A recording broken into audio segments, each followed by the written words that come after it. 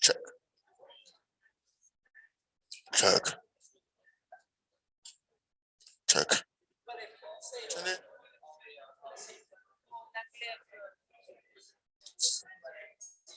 Excuse me, please, before you go. No, we have to talk. We need some go there. Let's try. Have you tried? Check. Just and talk. It's good to go there. Let's try. Because they need some. Okay. Hold it there. Let me mute the volume for the. No, we want some.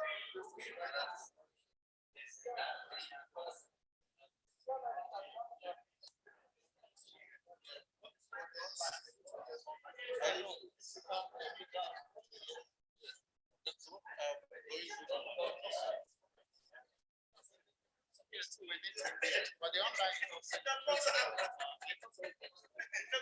Oh, okay.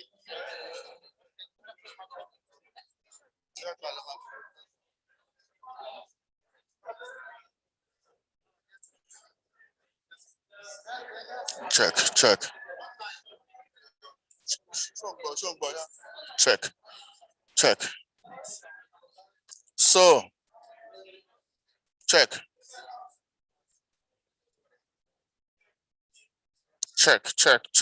check. Might want to. Very soon we start. Check. Huh? Yeah. The online people will hear. If you go there, I'm not. So we can go. Check. Right now it's working here. But I'm not. What solution do you have?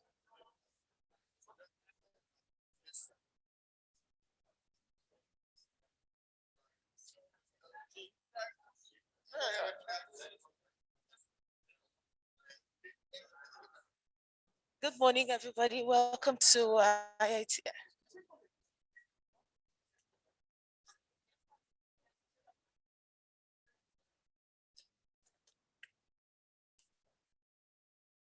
Good morning, everybody. I welcome you to the exhibition booth in TAAT.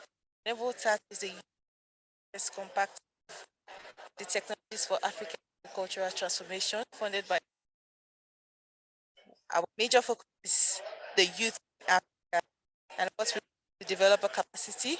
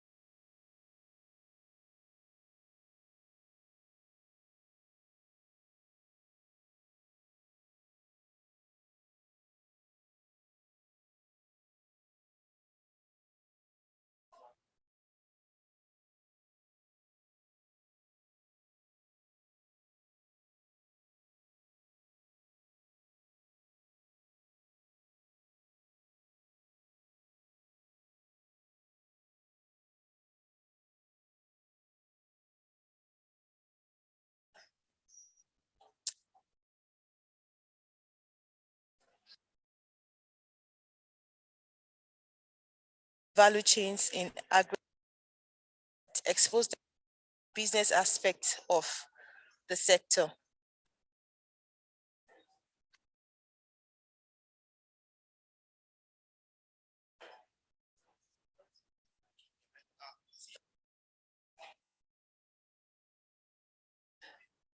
Okay.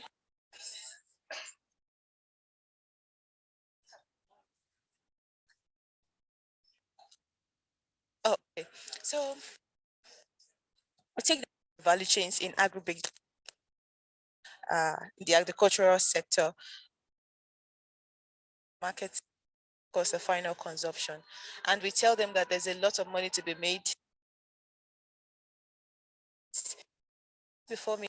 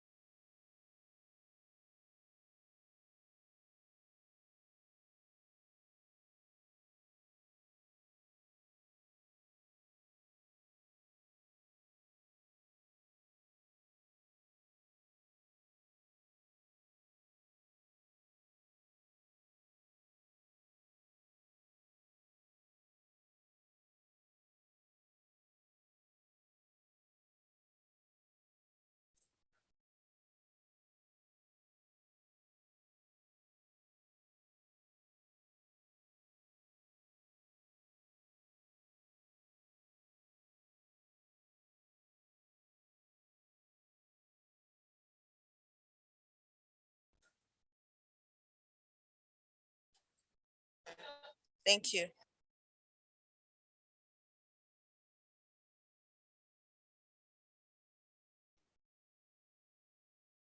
If you'd like to learn more about Enable TAAT and the compact operations, you can check us out on the .org. Enable TAAT.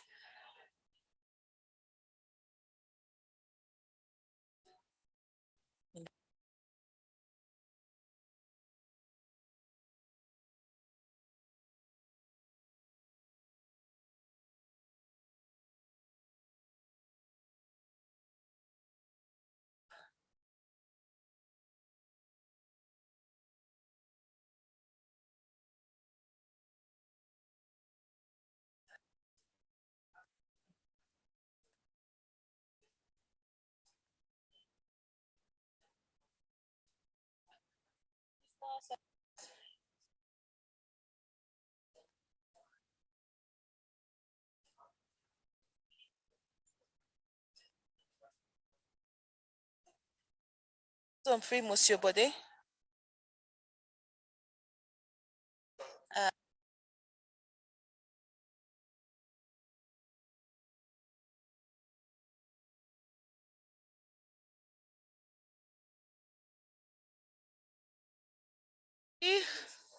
Uh, Dakar.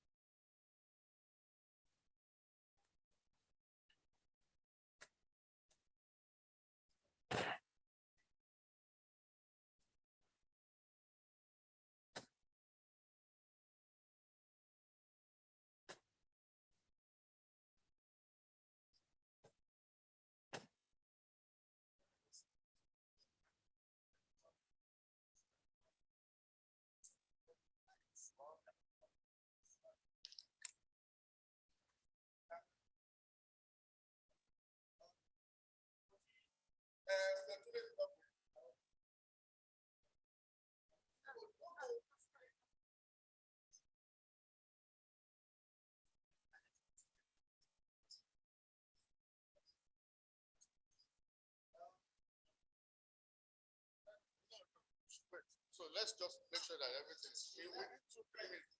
Eh?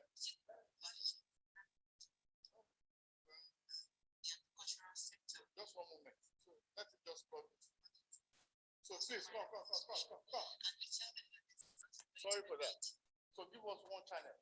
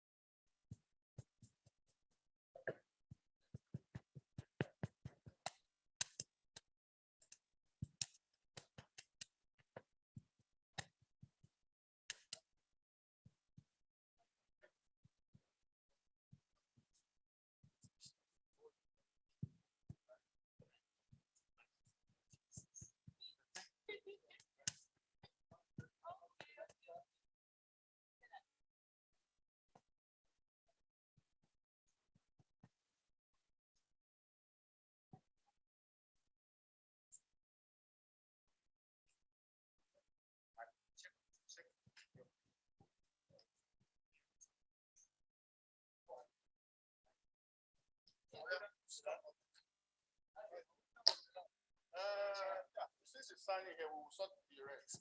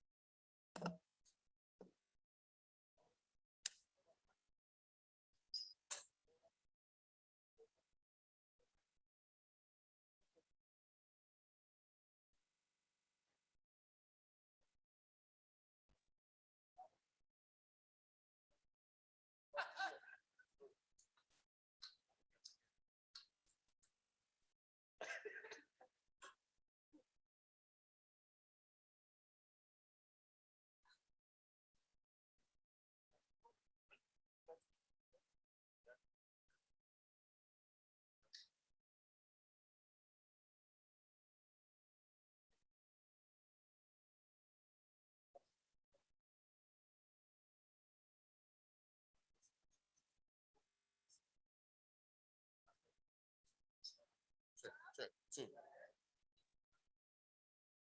Check. Check. Check.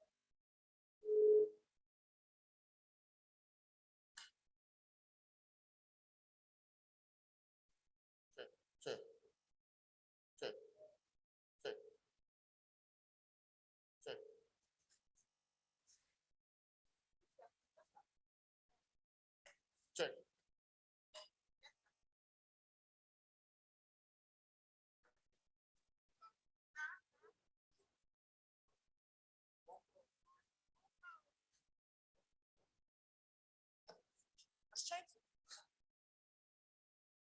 Hello?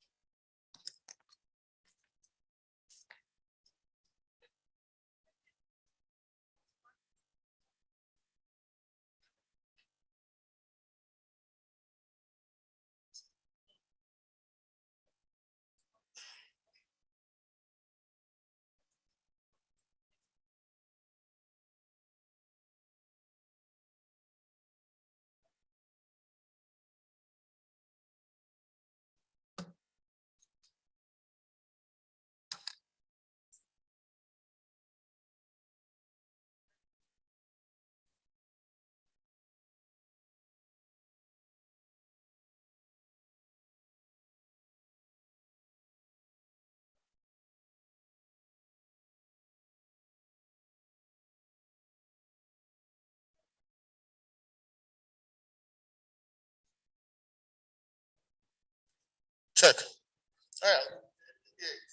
Check 2. This is Mike.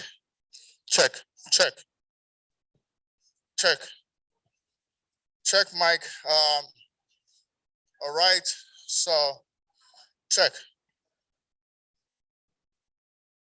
check, check, check, check, check, check. Hello, 1, 2. All right. Check.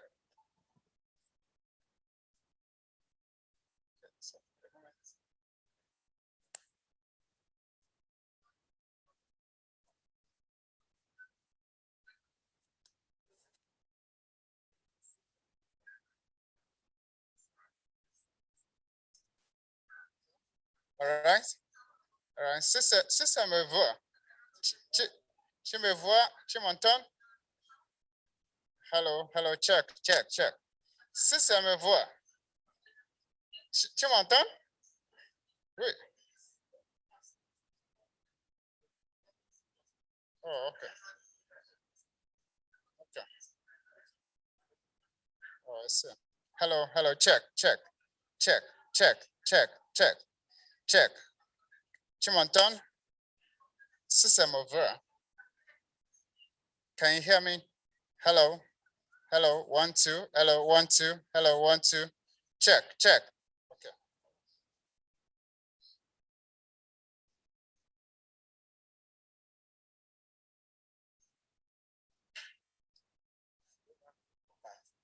Yeah. Hello, hello, 1, 2. Check, check, check. System over. Tu m'entends? Hello, 1, 2. Can you hear me? Can you see me? Okay.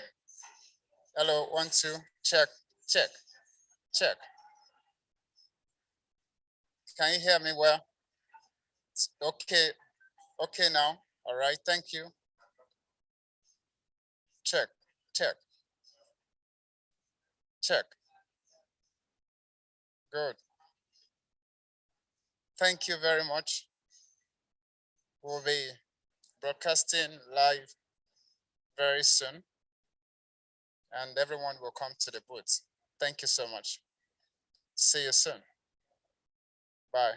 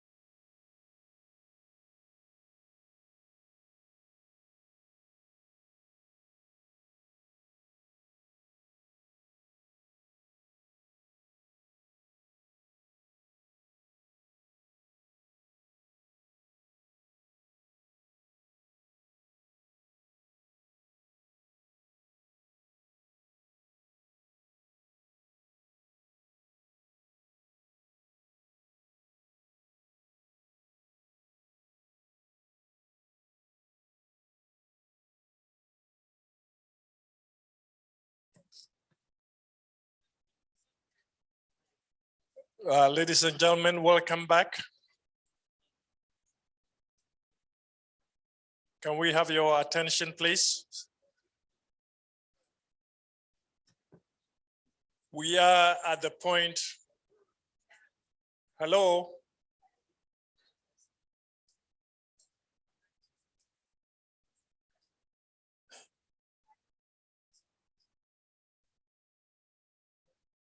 First, we apologize for being a bit late also for our colleagues who are joining online.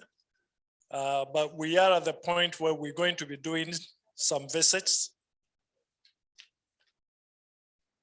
Some visits at the booth to see the work that has been done. A lot of our colleagues have put in a lot of effort to bring material. Some material like publications and documents are available to be given off.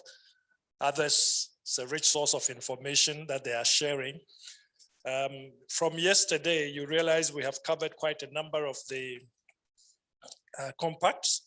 We have sorghum and millet, rice compact, wheat compact. We covered high iron beans this morning, and we have continued with fall armyworm. We have water and nibbler compact. We've had aquaculture compact. We've had cassava. And finally, we had orange flesh sweet potato compact. Now, all of these, or most of them, have booth. So what we're going to do this afternoon, in an hour and a half, we're going to move in there. We want our virtual audience also to participate. So our technical team of the camera and the other technical people, they will be covering. So we'll be going booth by booth according to the programs that have already been presented.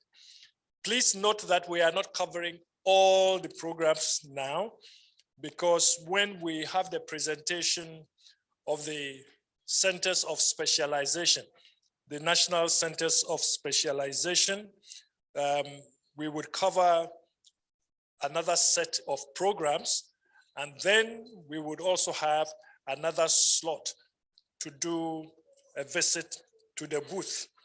So the booth visits are split into two groups. The first batch is what we're going to do now. And after the presentation of the National Centers of Specialization, we will have the opportunity again to go back to the booth area. And this is all done so that it can be covered to be shared with our virtual audience. So we're going to leave now for the booth. Before we go, I think, Loretta, you wanted to give them some information about tomorrow. Yeah, tomorrow is an exciting day because we're going to be out from the hotel. We're going to be out in the field. And Loretta is going to give us some very brief information about that. And then we will go straight to the booth.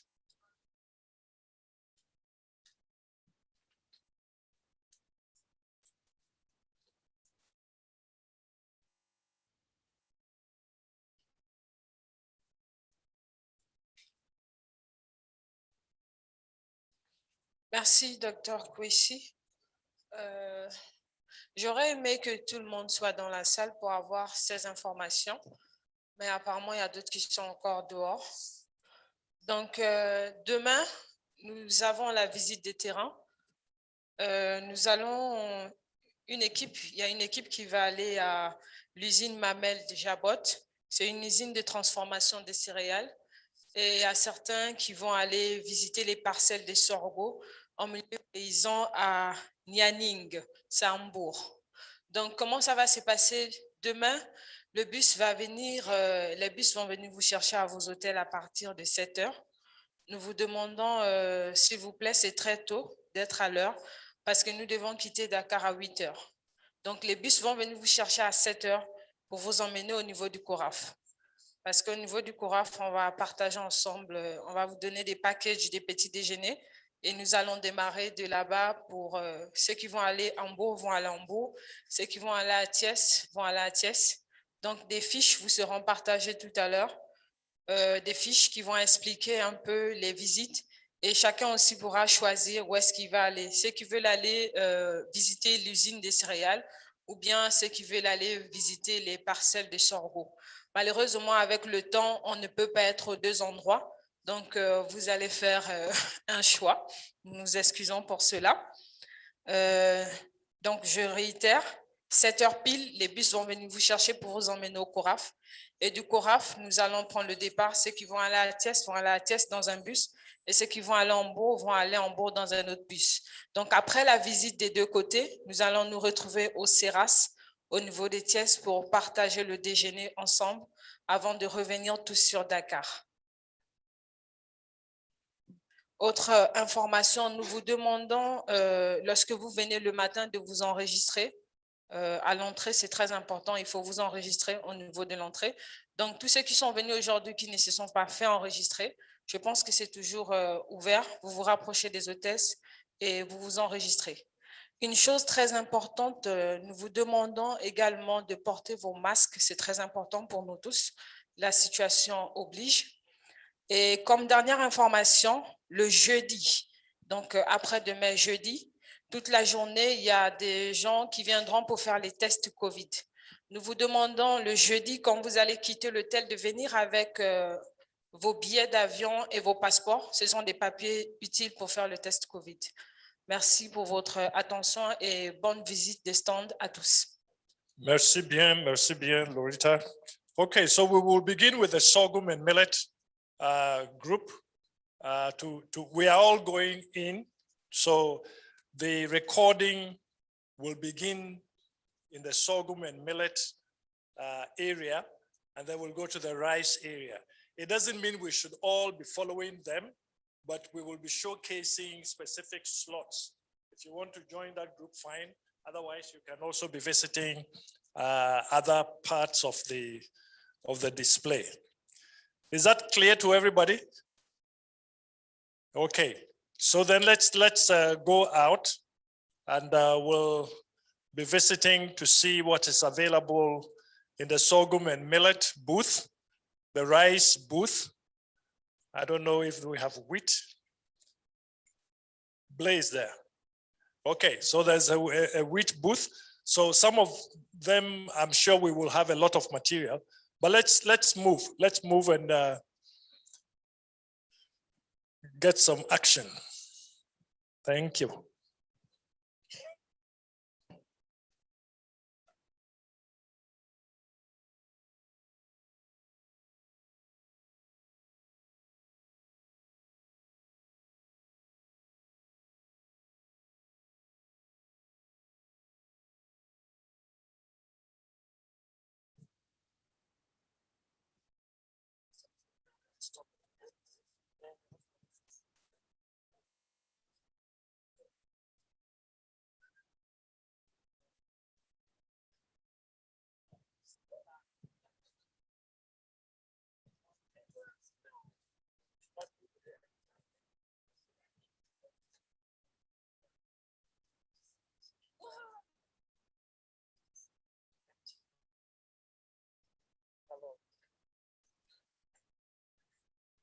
So I think the sorghum is on this end.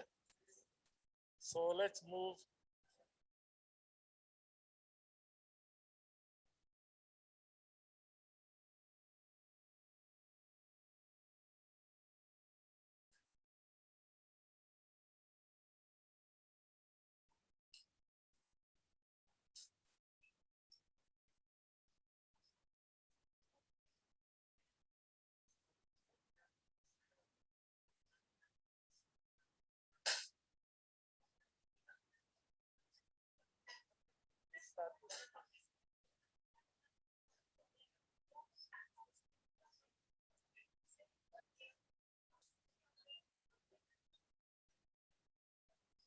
Okay, ladies and gentlemen, we are in the booth.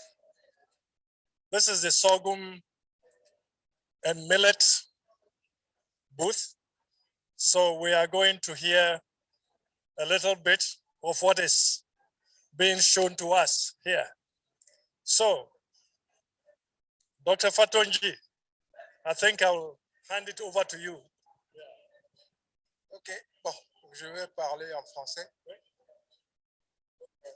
Merci beaucoup, je vous remercie d'être venu à notre stand pour voir en partie ce que nous avons à montrer. Évidemment, au cours des échanges que nous avons eus hier en salle, nous avons parlé de technologies qui sont éprouvées, mises en place, bien sûr, et aussi exécutées et mises à dans le du programme TAAT dans les pays d'intervention. Nous avons la chance que nous intervenons directement au niveau du Sénégal, ce qui nous donne la chance de montrer avec notre partenaire du CERAS, c'est-à-dire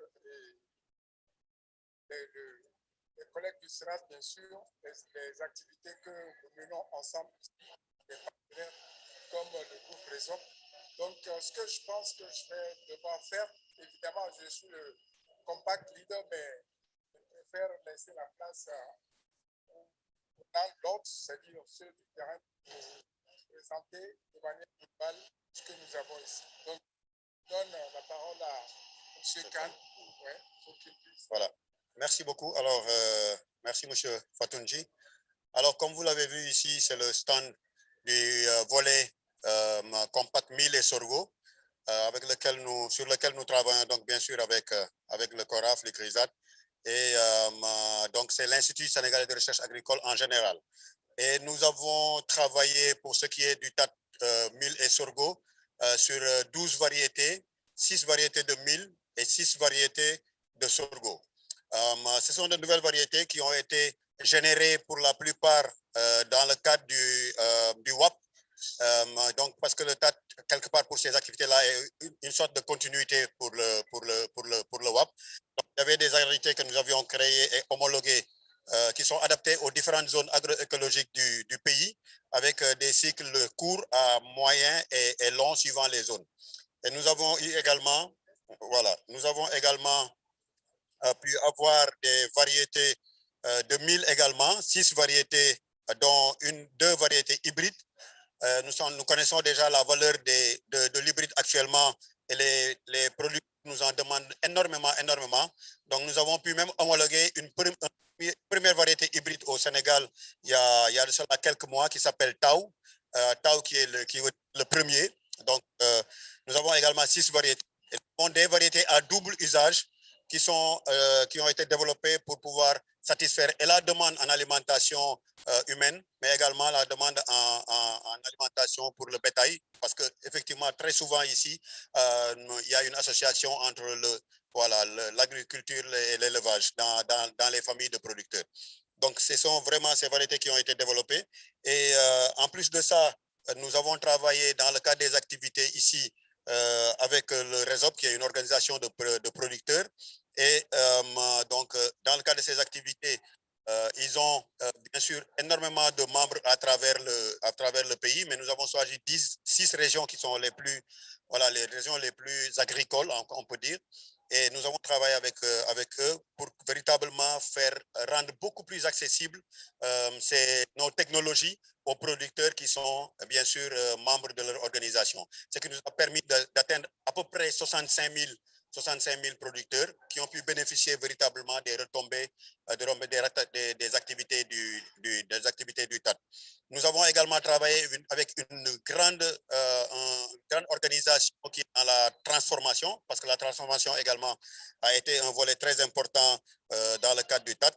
Et aussi bien le réseau à travers avec des femmes transformatrices qui ont mis en place, qui ont dû créer donc c'est différentes, ça c'est du araou, ça c'est du sankhal, c'est des produits dérivés du mil. Et également, nous sommes en train de travailler pour qu'on ait les mêmes produits pour le sorgho. Ça également, c'est avec l'usine, une usine qui est au Sénégal également, qui travaille sur la transformation et qui, bien sûr, fait aussi bien des plats que des supports en matière à base de mil et de sorgho. Donc, nous avons vraiment travaillé à ce que les activités de TAAT soient le plus large possible, qu'on atteigne le plus de cibles possibles, mais avec une grande place accordée aux femmes et aux jeunes. Parce que pour, en tout cas pour le projet, pour beaucoup de zones, nous avons travaillé plus avec des femmes. Vous aurez pu le voir dans le film que nous avons réalisé parce que nous avons fait un film de capitalisation où véritablement on montre la place des femmes, la place des jeunes dans vraiment tout le dispositif, mais également tout le processus voilà, de bénéfice de ce programme TAAT. Mais également, nous avons eu énormément de tonnes de semences de certifiés qui aujourd'hui vont être redistribuées au niveau des producteurs où le besoin se fait le plus sentir. C'est Racine Khan, je suis le responsable de la communication de l'ISRA. Voilà. Merci bien. Est-ce qu'il y a des questions avant que nous... D'accord. Merci. Bon, vous nous avez parlé du millet du sorgho, mais je vois aussi des légumineuses. J'aimerais savoir si c'est vous qui travaillez dessus. Pour les autres variétés, les légumineuses, effectivement, c'est l'ISRA qui a travaillé sur ça et ce sont également de nouvelles variétés. Mais comme nous sommes ces centres régionaux d'excellence et que nous sommes quasiment le branche scientifique actuellement du CORAF sur certains aspects au niveau de l'ISRA, donc nous avons décidé d'exposer également toutes les spéculations et toutes les technologies qui ont été générées. Donc ça, ce sont des variétés que nous avons homologuées il y a de cela 5 ans, des variétés d'arachide. Il y en a 10, mais nous avons exposé les 4, également avec des caractéristiques très importantes par rapport justement au rendement, mais également à la précocité.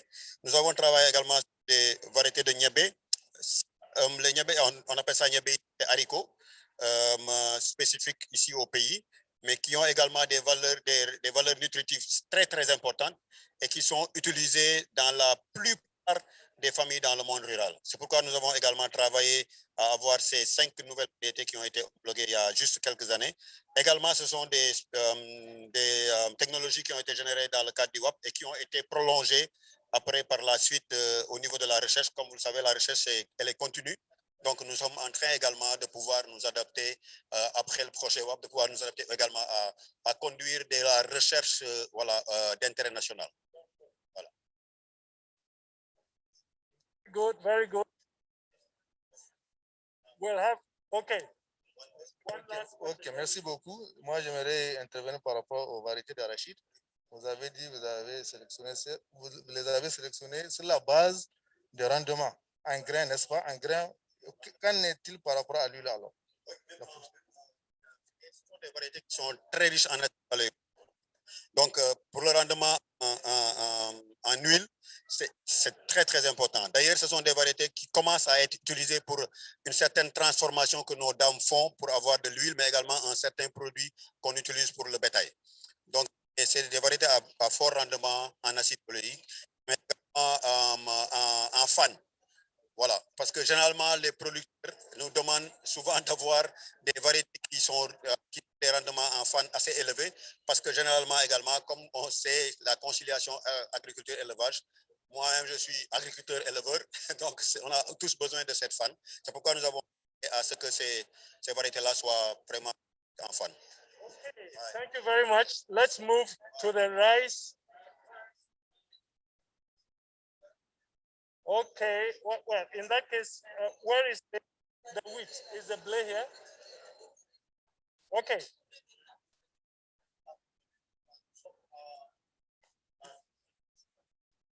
Let's move now to the blade, to the wheat side, and then after that we go to for the rice. Where is the wheat? How about any part? Here. Where is the wheat? Oh, it's there. Okay. No, but is there somebody here? Is there somebody here addressing wheat? Because I see blade here. There's no wheat. Okay. Ladies and gentlemen, I think before we go, the rice is in the other pavilion. So since we are here, let's listen to this soil fertility. Yeah? So let's listen to the soil fertility to know what is happening here. We can come over here. We see what's happening on the soil fertility side. Where is our cameraman? Oh, he's there. OK. Nous sommes ici. Donc, vous pouvez partager l'information. Est-ce qu'il y a une nouvelle ici au niveau de technologie? Oui, brièvement, pour nous. Ok, bonjour à tous et à toutes. Bienvenue au stand de l'UDC TAAT, donc de fertilisation du sol. Donc, dans le cadre de TAAT, donc l'UDC a développé un certain nombre d'activités dont fertilisation du sol avec TAAT et concrètement dans le cadre du riz. Donc, il y a effectivement pour le 1000 euros, mais concrètement, ce que nous allons parler, c'est uniquement le riz. Donc, le riz, pour la fertilisation du riz, vous savez très bien qu'il y a un élément très important qu'il faut très bien maîtriser. Ça, c'est l'azote qui est très volatile, dont la maîtrise est facile. Donc, l'IFDC a beaucoup réfléchi pour résoudre ce problème. La résolution de ce problème a été faite à travers la mise en place d'une technologie appelée la technologie du placement profond de l'urée. Le placement profond de l'urée, c'est quoi? C'est à la fois une technologie et une technique. La technologie, c'est quoi? C'est de placer l'engrais à un moment, à côté de la plante, précisément, pour lui offrir vraiment les nutriments nécessaires pendant tout son cycle végétatif. Depuis le répliquage jusqu'à la récolte, la plante a à sa disposition les nutriments nécessaires pour son développement et sa croissance et vraiment sa maturité. Donc, c'est une technique aussi, ça permet aussi d'alimenter 4 plants à la fois. Donc, avec un seul granule, on infuse et ça permet d'alimenter 4 plants, la nourriture de 4 plants pour que vraiment, pour assurer son développement. Et ça permet, la technologie permet de réduire la quantité d'engrais utilisée. Sur un hectare, si dans la pratique paysanne, on utilise 200 kg ou bien 300 kg, avec la technologie du placement profond de l'urée, on ne fait que 113 kg. Donc ça, c'est un gain très important dans le cadre de l'utilisation de l'engrais. Aussi, ça nous amène à augmenter le rendement, parce que c'est ce qui est visé en réalité, l'augmentation du rendement. Donc là, le rendement est augmenté d'environ 20 à 40% selon vraiment les terres et la façon de faire. Donc ça, c'est très important. Donc, comment la technologie elle est obtenue? C'est à l'aide d'une machine qu'on appelle la machine à granuler. Vous voyez maintenant la photo de la machine à granuler ici. Elle permet de compacter l'urée ordinaire. Vous avez l'urée ordinaire ici. Vous avez l'urée ordinaire ici. Donc, qui est maintenant transformé à l'aide de la machine en granules. Donc, on appelle les super granulés. Voilà, ça c'est des granules de 1,8. Il y a aussi des granules de 2,7. Voici les granules de 2,7 qui sont là. Donc là, mais les recherches ont montré que les granules de 1,8 donnent beaucoup plus de résultats dans la façon de faire aujourd'hui, parce que déjà les recherches ont montré cet aspect.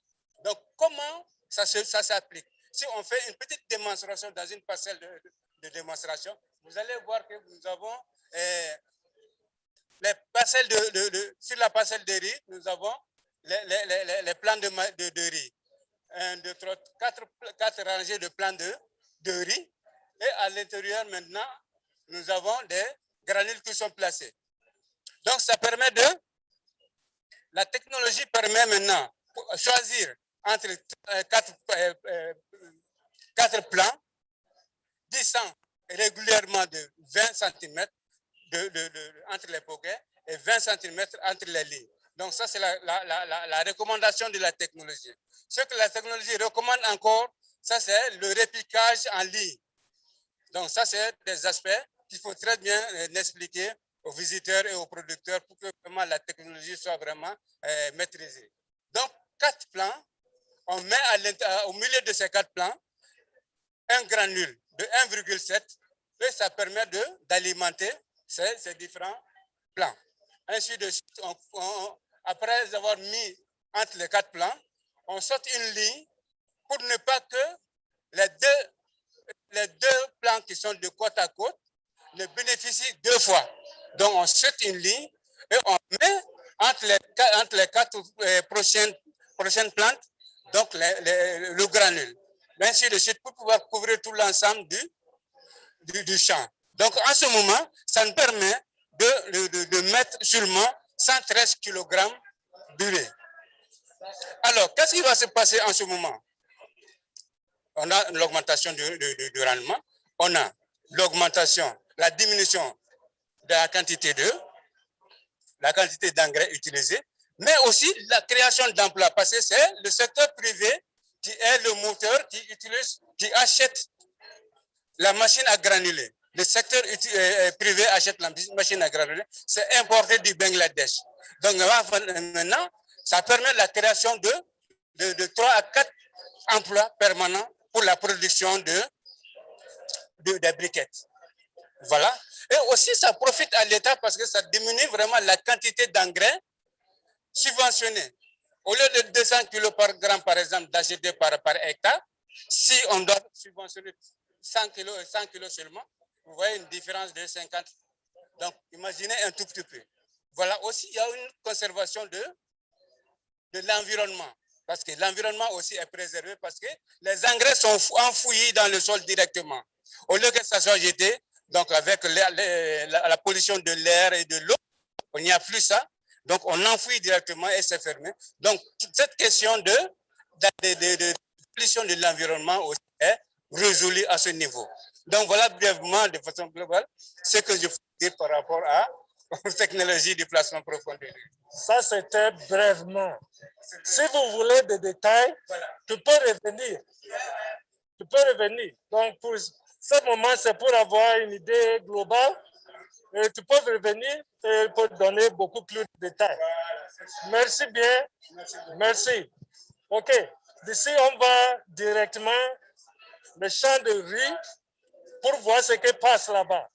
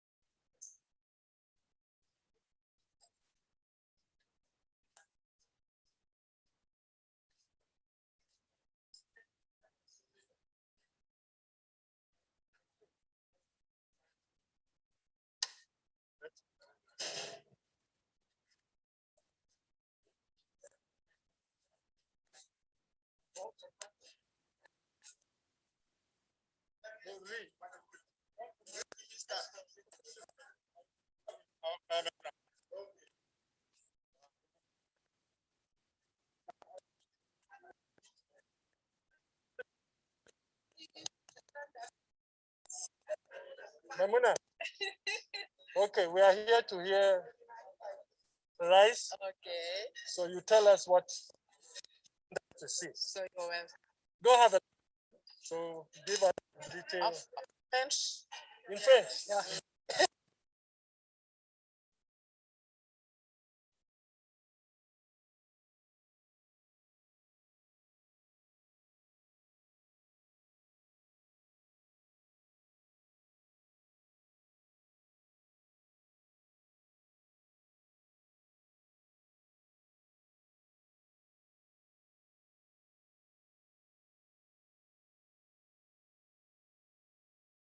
Rendu compte que les consommateurs sénégalais africains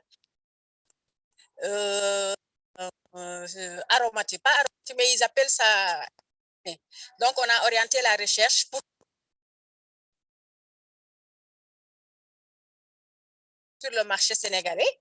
Et en plus de on veut exposer les néricas, parce que comme vous le savez, on cultive en irrigué, mais on cultive au pluvial aussi.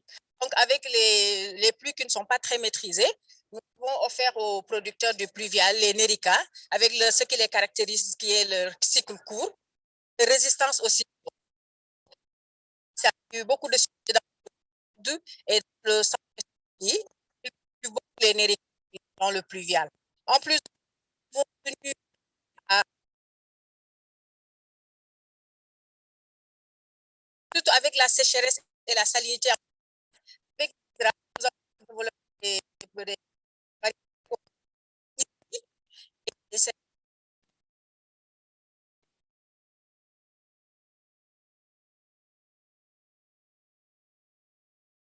spécialement a beaucoup résisté, a été très performante par rapport à la salinité, qui, comme je l'ai dit, au centre et dans le sud. En plus de ça aussi, nous sommes dans le riz étuvé maintenant avec les producteurs. On a fait des formations pour de la valeur ajoutée. Hein, c'est un produit qui est un peu connu. C'était plus connu en Guinée, dans les pays limitrophes. Mais maintenant, le consommateur sénégalais commence à découvrir le riz étuvé. Et on encourage les producteurs à le faire et à le vendre. Et ça a un bon prix. C'est toujours de la valeur ajoutée. Nous avons tous les produits avec les groupements féminins. Ça, c'est du sirop de riz. Hein? Sirop de riz. On a formé des groupements féminins pour faire les sirops de riz. En plus des sirops de riz, nous avons des gâteaux à base de riz. Vous pouvez déguster. Tu peux m'aider? Vous pouvez déguster. Il y a aussi les gâteaux à base de riz. C'est toujours de la valeur ajoutée. Où sont les pots?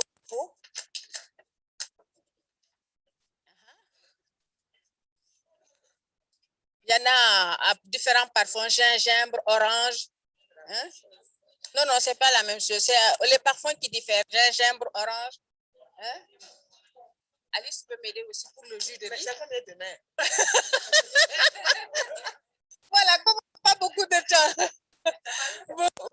Voilà. Ça, c'est du sirop de riz. C'est du sirop de riz. Donne les tasses. Quelqu'un peut m'aider pour les tasses? Sirop de riz. Hein? Non, non, c'est pas du sachet, c'est du sirop de riz. Il n'y a aucun risque. Il n'y a aucun risque. Bon.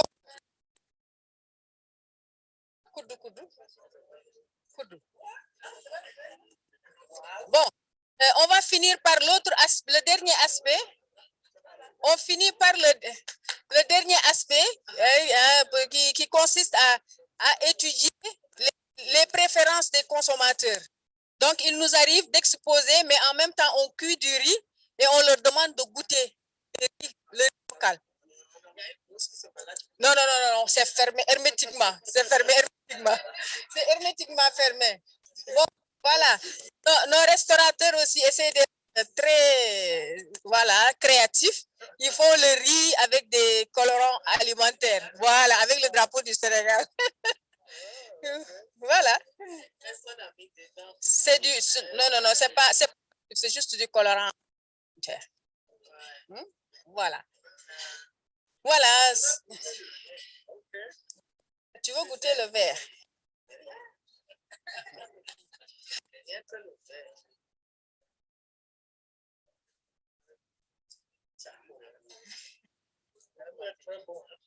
Hein? Il est bon? Oui, oui, il est bon, ce sont nos variétés aromatiques. Sucré. Oui, c'est la restauratrice qui a voulu juste être créative, mais sinon on le mange comme ça tout le temps. C'est pour exposition, c'était pas pour goûter. Mais sinon, voilà, ça, ce sont nos variétés aromatiques. Généralement, on les propose aux consommateurs et ça nous aide à avoir avec les riz. Après, c'est parce que ici, ça ne s'adapte pas, mais sinon, on leur demande d'évaluer le riz importé et le riz local pour voir vers quel riz vont leurs préférences. Et là, on a eu des études consommateurs et c'est pas pour faire la pub du riz local, mais entre nos aromatiques et le riz parfumé, ils ont préféré nos variétés aromatiques. Oui, voilà. C'est pour ça qu'on a tenu à cuisiner pour ne pas donner l'impression de faire de la pub gratuite. Donc, c'est là et se rendre compte. Hein, c'est même assez apprécié par les consommateurs. Non, il y en a, on le fait tous les jours. On le fait tous les jours. Tous les jours, vous pouvez goûter. D'accord. Okay. Et après, il y a le matériel agricole qui qui est au dehors, ça ne pouvait pas accéder au stand, on l'a laissé dehors. Avec le directeur de l'agriculture, M. Malik, qui va nous faire visiter après. Voilà. Oui. Vous pouvez revenir goûter après. Hein? Maintenant, nous allons à l'autre côté pour voir les... Mais ça, c'est les groupements féminins avec lesquels on travaille. Okay, let's so this is the women group. Seed producers en plus. Seed producers. Yeah. Okay. All right. So can you just say one or two sentences to describe what you do in your group?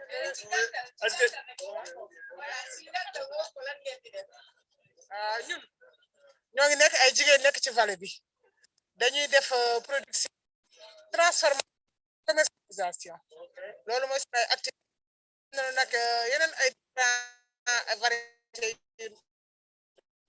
différent activité mooy ci élevage bi daañu def ay yar nag dañu def ginaar yi di jaay comme ay exploitation familiale lañu lépp la nga xamante ne mën nañu indi tuuti revenu rek dañ siy nekk di yëngatu ngir jàppale suñu famille jàppale suñu njaboot ndax exploitation familiale yi ñoo yore xale yi seen jàng seen wér-gu-yaram seen yeneen. Félicitations. Ça, c'est très important. Voilà. En fait, elles se sont constituées à un réseau, le réseau des femmes agricultrices du Nord. Ça s'appelle REFAN.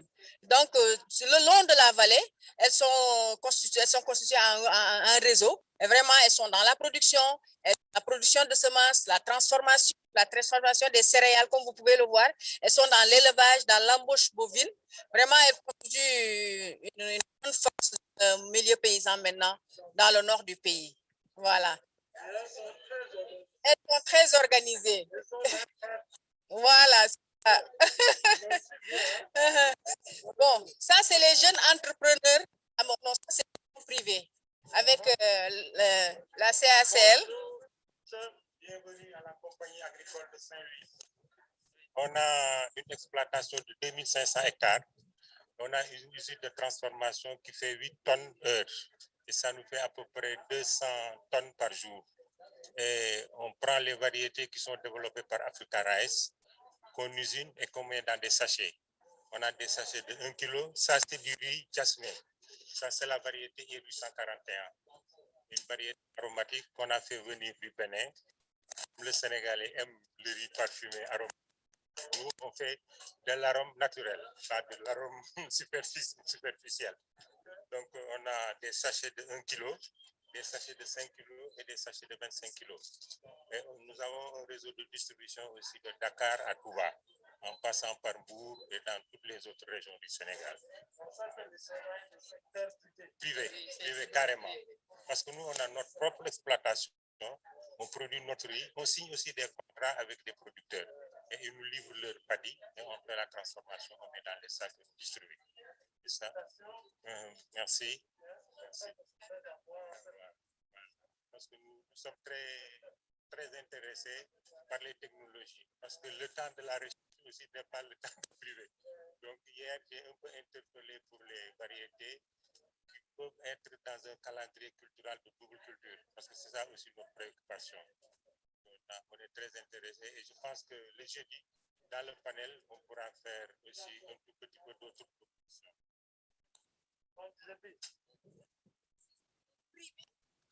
Ce qui est particulier et intéressant, c'est les jeunes agriculteurs. Voilà. Voilà. Okay.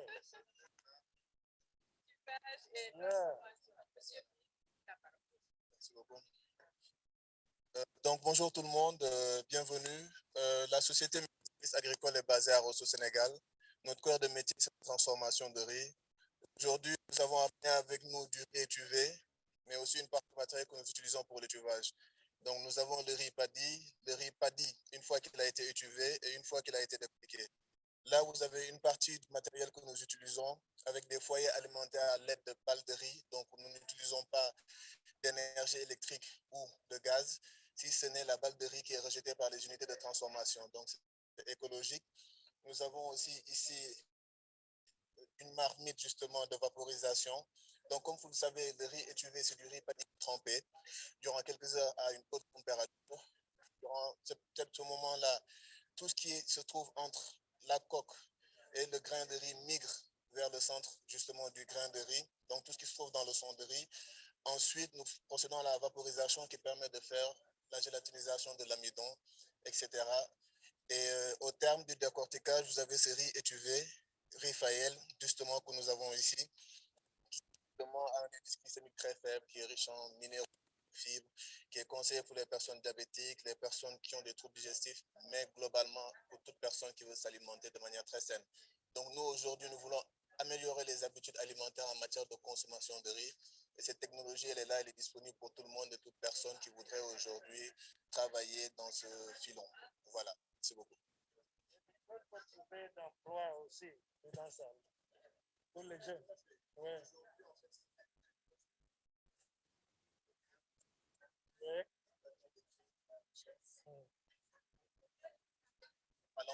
Qui permet aujourd'hui de manipuler plus facilement justement cet équipement-là. Et c'est en plus comparé justement au riz blanc. Ça crée de la valeur ajoutée, ça crée de l'emploi.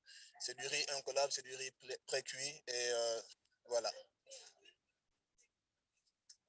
Voilà, donc parallèlement à ça aussi, nous fournissons des services digitaux d'aide à l'agriculture avec l'application Rice Advice développée par Africa Rice, mais aussi l'application Remigol qui permet en fait de retracer la chaîne de valeur riz du stade de production de semences, production de riz paddy, production de riz blanc vers justement le commerçant. Donc nous collectons les données auprès de chaque acteur pour que les acteurs en amont ou en aval qui ont besoin de ces informations pour pouvoir justement travailler puissent y avoir accès. Il y a aussi un volet de suivi justement en interne qui permet à l'acteur de faire sa gestion de stock, de commercialiser. Donc, en quelque sorte, c'est vraiment une chaîne, on va dire un peu digitale, qui permet aux acteurs de savoir ce qui se passe, de pouvoir s'approvisionner auprès des acteurs dont ils ont besoin. Et ça aussi, ça crée des emplois. Merci. Now we have to move. Un seul. One more. Un seul. Femmes, les femmes, les femmes. Ok. Réseau des femmes Voilà, agriculture. on a parlé de ça De Nord. Ouais.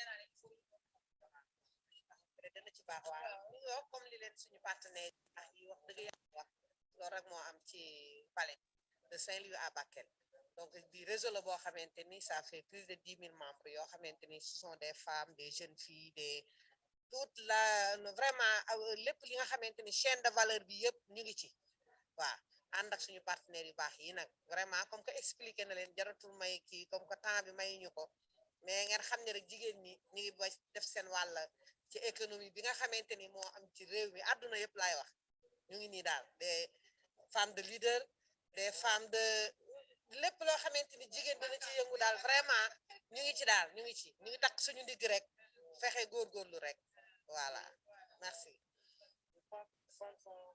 Voilà. Ce qu'il faut retenir, c'est que c'est un réseau de 10 000 membres présents sur toute la vallée et elles sont présentes sur toute la chaîne de valeur, de la production jusqu'à la commercialisation. Voilà. Merci. Merci.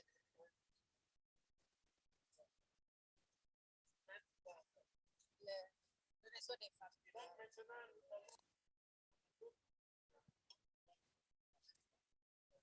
Oui.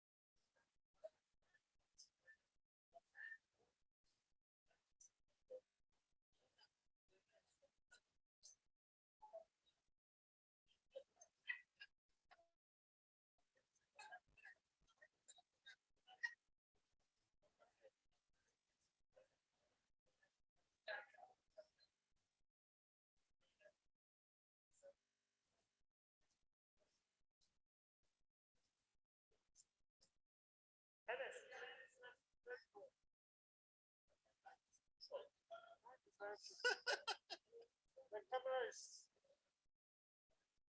Where is the camera guy?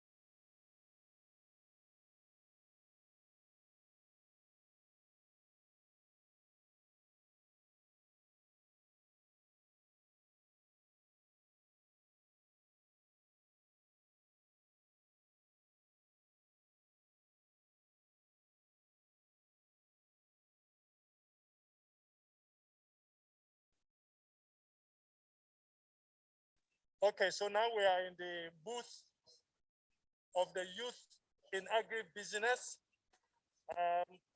From here, we'll be going to see some machinery on the rise, but we'll stop over and hear whatever is happening here. So therefore, tell us a little bit what is happening in this. Thank you very much, sir. Good afternoon, madam. Good afternoon, sir. You're welcome. My name is Dolapo Ogushola, and I'm the youth in agribusiness, the Compact for Technologies for African Agricultural Transformation enabled TAAT officer for communication and advocacy. As you can see here, we have products that have been brought from youth in agribusiness. All these things you're seeing were produced by young people in Africa. And these products are not just from one country. They're from Kenya, they're from Zambia, from the Republic of Benin, from Uganda, from Nigeria. All these things you're seeing, they are produced by youth. So what Enabled TAAT really does, what Enable TAAT really does is that we empower the youth. We take them through the incubation process. That is where we teach them to make money from agriculture. That is the business aspect of agriculture. And we do that by exposing them to all the value chains in agriculture, including the production, the processing, the marketing, and up to the final consumption. And a lot of youth now, not only are they making money, but they are now employing other youth to join them in their enterprises. And so the information is spreading and more youth are now getting more interest in agribusiness. Am I allowed to talk about some of these products, sir? Yeah. Thank you. So this is OFSP wine from Uganda. This wine was produced by a colleague of mine, Natabi Babra in Uganda. Wine from Uganda, rich in vitamin A, and she's doing well. Now the product is in the market and she's looking to scale the product even across Africa or even beyond Africa. You can see this is from Rivers State in Nigeria, produced on the agribusiness park by youth. This is poultry product, dried poultry, and it can stay like this for a month or even more than a month. We have some processed products from plantain and from maize here, also made by youth, and we have beans here, also made by youth. So really what we are doing is showcasing to youth that they can make money. It's not just telling them that come to agriculture and that they can make money, they can make a livelihood. There is employment opportunity for them in agribusiness, and a lot of them are changing their mindset and they're coming in now. So that is what we do at Enable TAAT. Bravo. Merci bien. Elle a démontré qu'il y a beaucoup d'opportunités pour la jeunesse. On peut créer d'emplois au niveau d'agriculture. Donc, tout ça, ce sont les produits qui viennent de plusieurs pays où on a engagé avec les jeunes. Donc, l'opportunité est là. Thank you very much for giving us this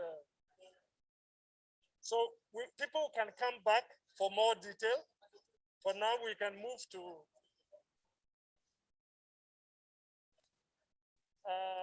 okay, let's go out here to finish the rice, and then we will come and see the TAAT.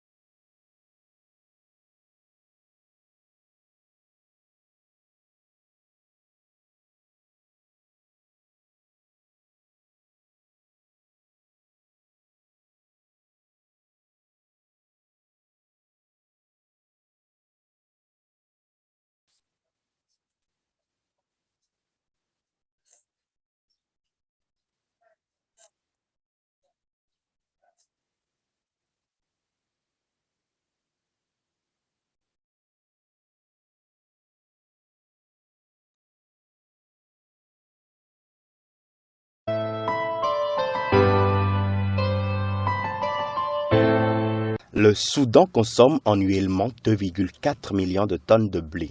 La production locale ne couvrait qu'environ 15% du besoin jusqu'à un passé récent. La BAD, à travers son initiative du TAAT, vient donner un coup de pouce aux producteurs de blé soudanais pour booster leur production.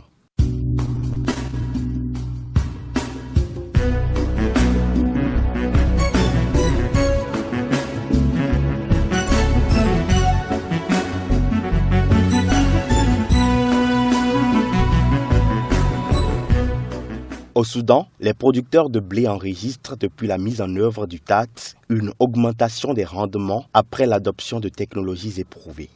Grâce au TAAT, les zones de production de blé au Soudan ont accru pour passer à environ 303 000 hectares en 2018 contre 230 000 hectares en 2017. Nous pouvons donc dire sans nous tromper qu'un nouveau vent souffle actuellement au Soudan pour le bonheur des producteurs de blé.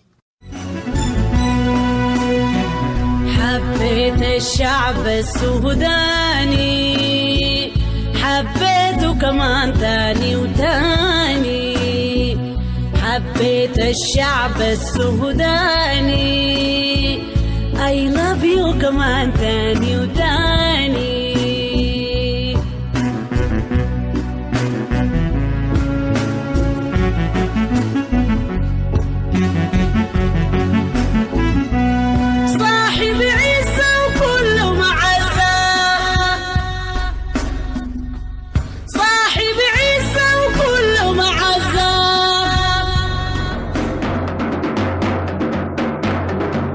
Le TAAT met le sourire aux lèvres des agriculteurs soudanais qui célèbrent le succès des nouvelles variétés de blé résistant à la chaleur qui ont transformé le paysage alimentaire de leur pays. Grâce à la mise à l'échelle de technologies éprouvées par le TAAT Compact Blé, les agriculteurs peuvent désormais se vanter de nouveaux cultivars tels que l'imam, le zakia et le bourhain, en collaboration avec le Centre international de recherche agricole ICARDA et le Centre international d'amélioration du maïs et du blé CIMMYT. La culture de ces variétés est facilitée par l'adoption des meilleures méthodes de production liées notamment à l'irrigation, aux variétés nouvellement commercialisées résistantes à la sécheresse, à la culture de lits surélevés, à la gestion de la rouille de la tige, à la mécanisation des récoltes, etc. À coup sûr, le TAAT Compact Blé est en pleine marche au Soudan, en dépit de la crise du pain que connaît actuellement le pays et que les populations affectent d'ailleurs au manque de devises étrangères et à la chaleur extrême.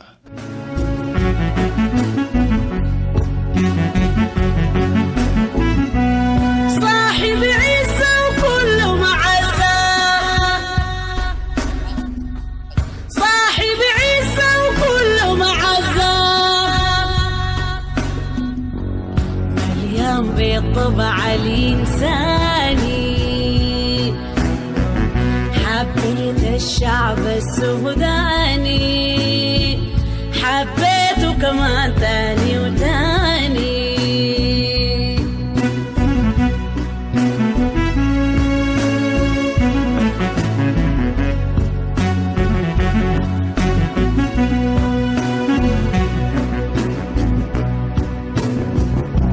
صاحي مغامه وعالي علاه شعب السودان ما أغلاه وانا مهما اغيب ما بنساه. Suite à des informations selon lesquelles le programme blé du TAAT produisait déjà des résultats significatifs dans la région d'El Djezira au Soudan, le gouvernement, en collaboration avec le TAAT, a organisé un atelier itinérant du 25 au 29 mars 2019. Cet atelier a réuni un large éventail de participants du secteur du blé, notamment des décideurs du secteur privé, des établissements de crédit, des fournisseurs d'intrants, des transformateurs, la société civile, des associations de jeunes et de femmes, ainsi que des milliers d'agriculteurs témoignant de la réussite soudanaise. حبيت الشعب السوداني حبيته كمان تاني وتاني. Des visites ont été rendues au cours de cet atelier à des groupements de femmes qui avaient reçu une formation sur la chaîne de valeur du blé. Les responsables à divers niveaux ayant participé à cet atelier ont également visité des fermes de production de semences ainsi que des champs d'agriculteurs impliqués dans des activités de reproduction à plus grande échelle.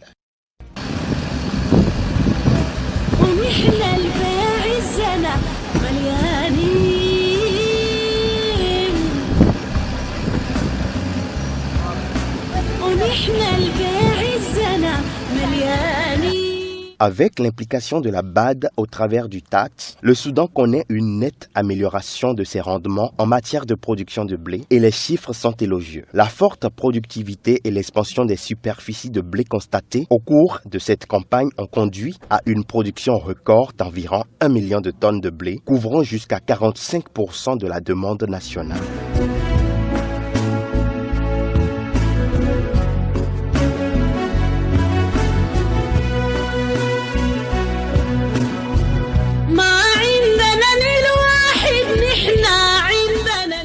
Ces chiffres sont à l'actif du TAAT et connaîtront certainement à l'avenir une évolution fulgurante.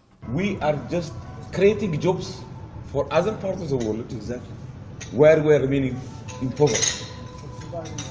So the pain is importing wheat is not only spending dollar, but it's importing poverty. We cannot grow in the situation where we spend our meager resources to create jobs for others, and while Africans are dying to cross Mediterranean. So this is the most painful part of it. And in reality, when we see today, and particularly, which I'm very much happy to witness with the work we did in Sudan in the last 5-6 years, we have in Africa today much better technologies than Asia, especially India, transformed its country from food importing to a food exporting country in 1960. We have today a proven technology. We have the land, we have the water, we have the people. We have everything. And this is the best time if we want to really save our brothers and sisters, not to look for a better future in Europe, but only to die in the Mediterranean. We have to reverse this and reverse together collectively. And that's why with the work, with your great policy support in Sudan, what we achieved in the last 5-6 years, now our farmers are adopting the technology. All the people today witnessed, and I'm witnessing coming every year, and I'm seeing a major progress.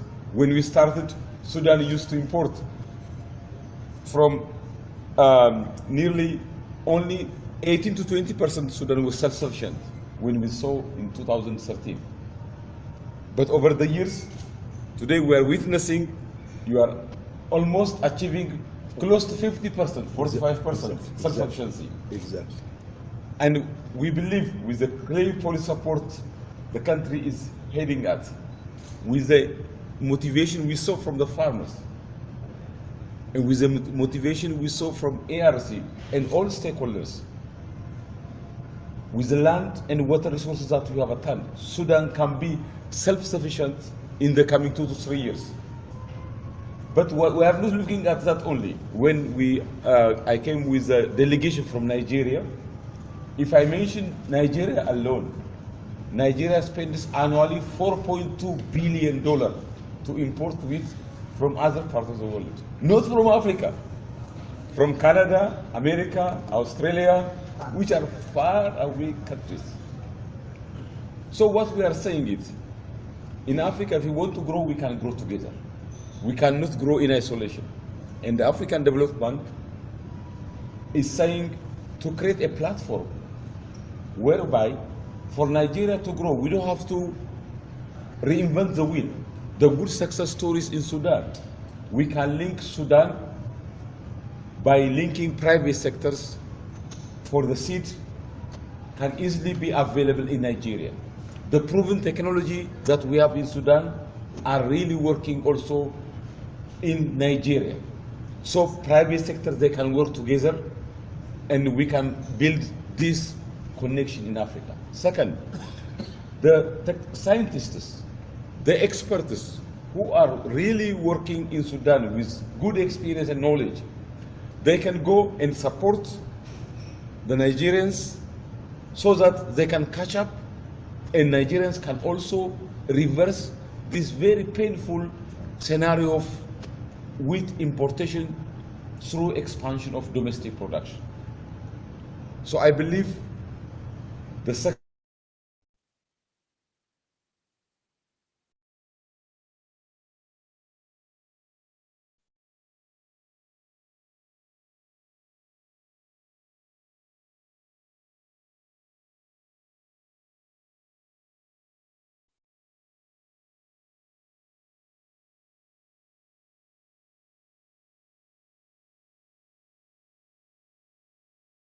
an outcome of what we call PPP, CPP, public-private partnership. When we talk about public, we mean the Ministry of Agriculture and National Projects, ARC, and also we have Seed Quality Control Department. And from the private sector, I mean the farmers and ourselves as a seed companies. And that has been positively backed up and supported by ICARDA and Agricultural Development Bank. This joint effort has come out with what you have seen just yesterday and today. And we are on the process. We take the promise to continue this good story. TAAT was really is the right platform. We have had a lot of learning from our dear friends, Dr. Mani and Dr. Izzat, who has been day and night pushing us to come into to the road, and we were so lucky to have this support which is coming on. To be in the right level. Of course, we need also from the Ministry of Agriculture, and we. On va demander pour donner quelques informations au niveau de ce qu'on a ici. Je crois que c'est la taille qui va.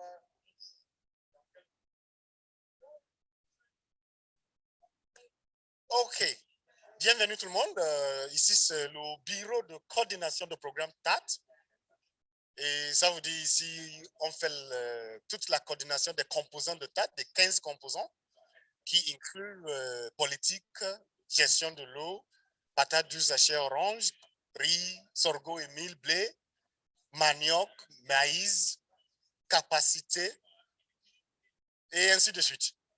Donc, tout ce qu'on a déjà vu ici, c'est à partir d'ici qu'on gère ça. Donc, OK, c'est ma collègue Welissa qui va présenter. Oui, en anglais. Okay. Hi, my name is Welisa. So what we have here are called catalogs. A catalog is a booklet of information on a particular product. Say, for example, wheat. Wheat, we have it both in English and French. Then we have rice. It's both in English and in French. Then we have maize, both in English and in French.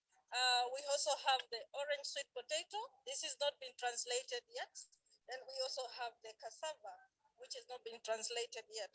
Now, what is contained in this booklet is information on how to do the production of the particular crop.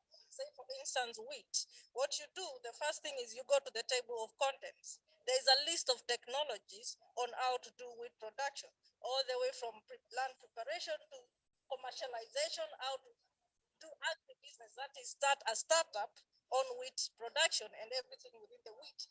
The challenges you will face, estimations on costs on how to start this production, among other things.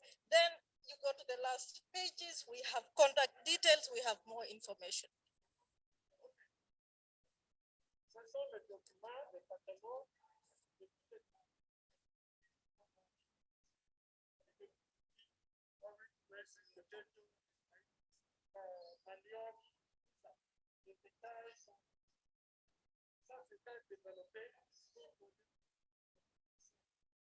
Donc, vous pouvez même. Est-ce que c'est libre? On peut les faire? Oui.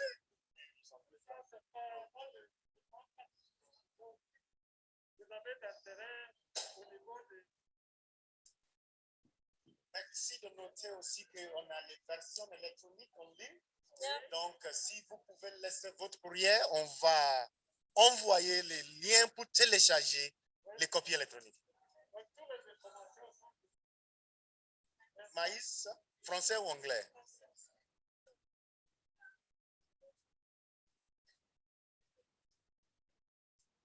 Oui, ça c'est maïs en français.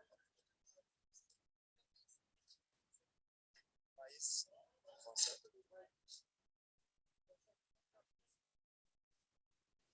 Et ça aussi c'est maïs, mais c'est juste explication en anglais. C'est ça aussi. Donc, le matériel que vous avez ici, c'est en fait, c'est un catalogue de la boîte à outils. Donc, vous avez toutes les technologies qui ont été mises ensemble pour augmenter la productivité depuis les variétés à haut rendement, résistantes, tolérantes, jusqu'aux pratiques agricoles, technologie de la porte-récolte, et tout ça, pour chaque filière, vous avez des technologies spécifiques qui vous aident à pouvoir répondre aux défis au niveau de la productivité, au niveau de les bonnes pratiques agricoles, mais aussi pour la valeur ajoutée ou la transformation. Donc, il faut comprendre c'est un paquet de technologies ensemble accessibles à ce niveau. C'est faisable pour les partenaires pays, gouvernements, les vulgarisateurs, les secteurs privés, tout le monde est capable d'utiliser ces boîtes à outils technologiques.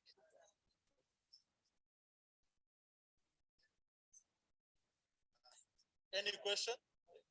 Une question quelconque?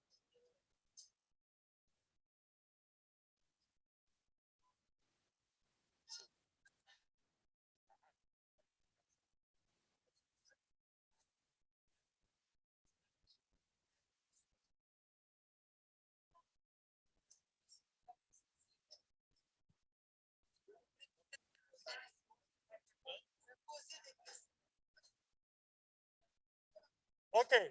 Maintenant, c'est aquaculture. Please, let's come over here.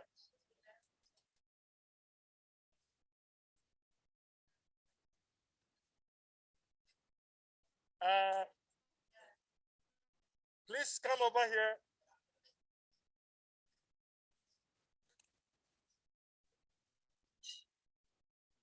This is the aquaculture booth.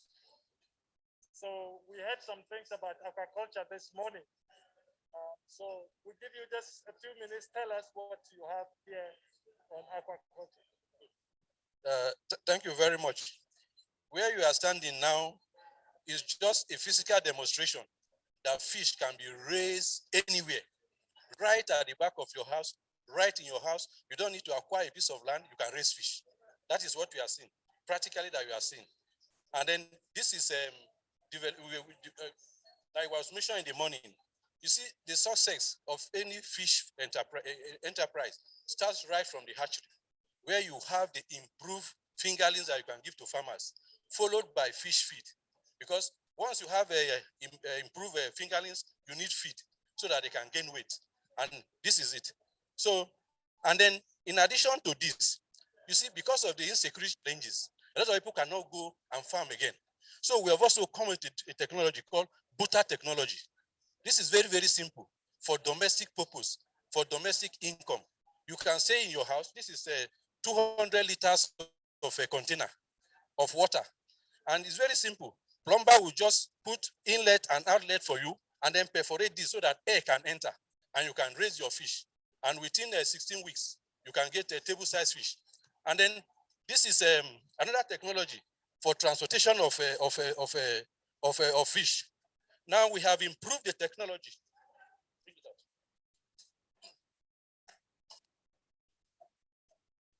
We have improved the technology in collaboration with a plastic company, Eleganza in Nigeria, to have this. The principle here is that, you know, the moment you kill fish, after some times you start going bad. But this one, you can put your fish, put your ice block, and then it has a hole that the water can drain.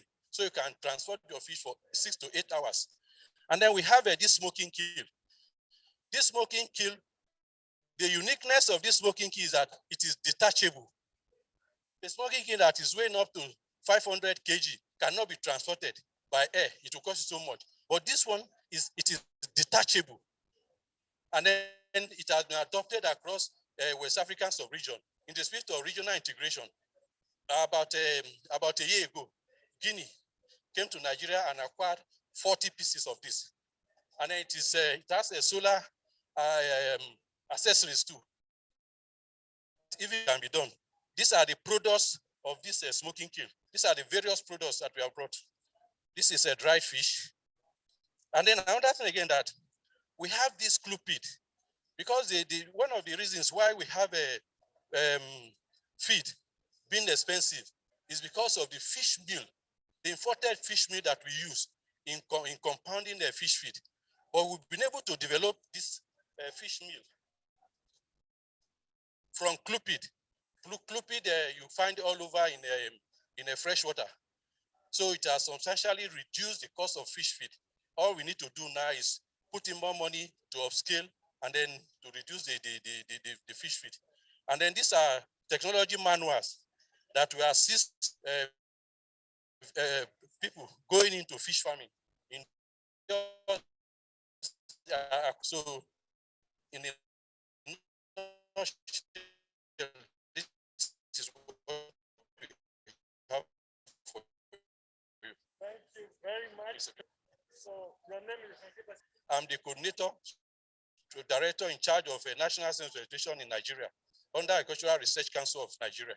And we are expecting to see you on the panel on Thursday. Yes. During the private sector panel. Is that not so? Yes. Okay. These are all smoked fish packaged. Yeah, you take your bag and then there's another thing I want to tell you.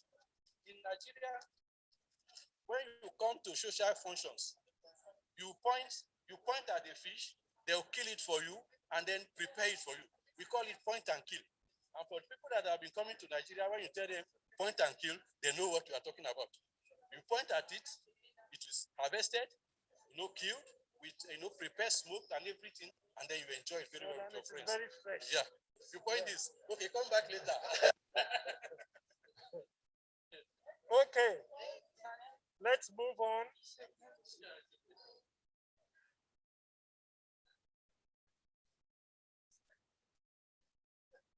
It is time for us. So we can have some little break The session will start at 4 o'clock. 4 o'clock, be in the main hall. On va commencer à 16 heures. Ça, c'est le panel à 16 heures. Donc, vous avez 30 minutes pour prendre des cafés ou... Oui? Very good. Ça va?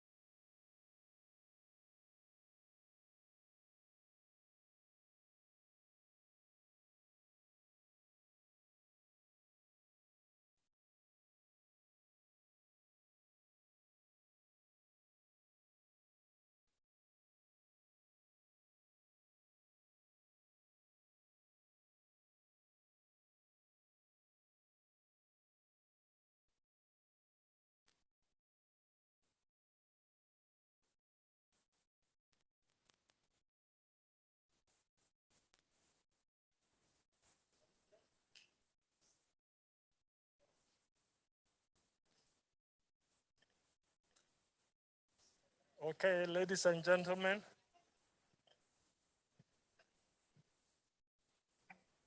Can I call the meeting to order, please?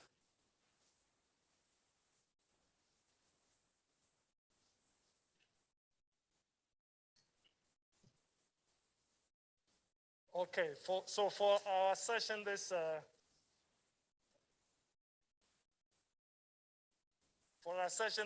afternoon, which is the last session of the day,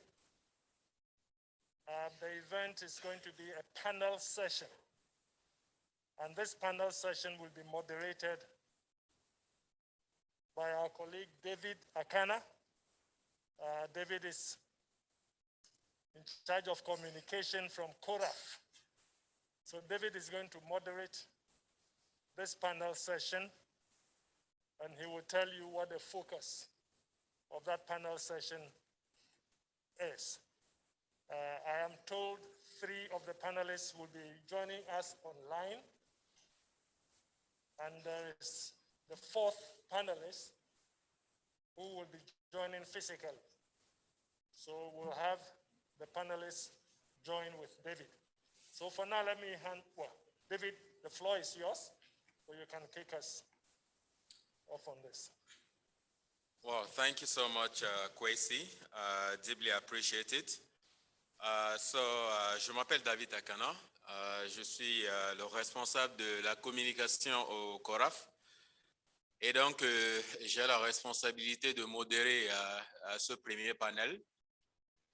So, we do have 4 speakers this afternoon. I understand there's 1 in the room, and there are 3 others joining us virtually.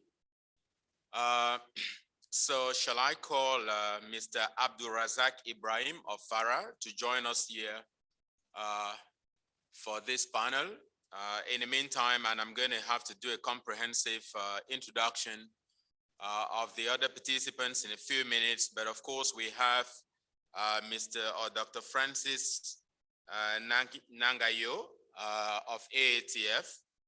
I suspect he's either joining us from Kenya or somewhere else. I think Kenya, exact.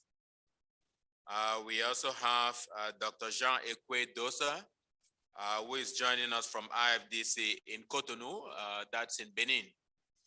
And we also have Mr. Noel Mulinganya of IITA. I think he's also joining us from Benin. So I think what's important for this session is to understand it this way. Remember that Dr. Yemi yesterday in one of his interventions said this, that where are the private sector people? If you recall him asking that question, where are the policy makers in the room?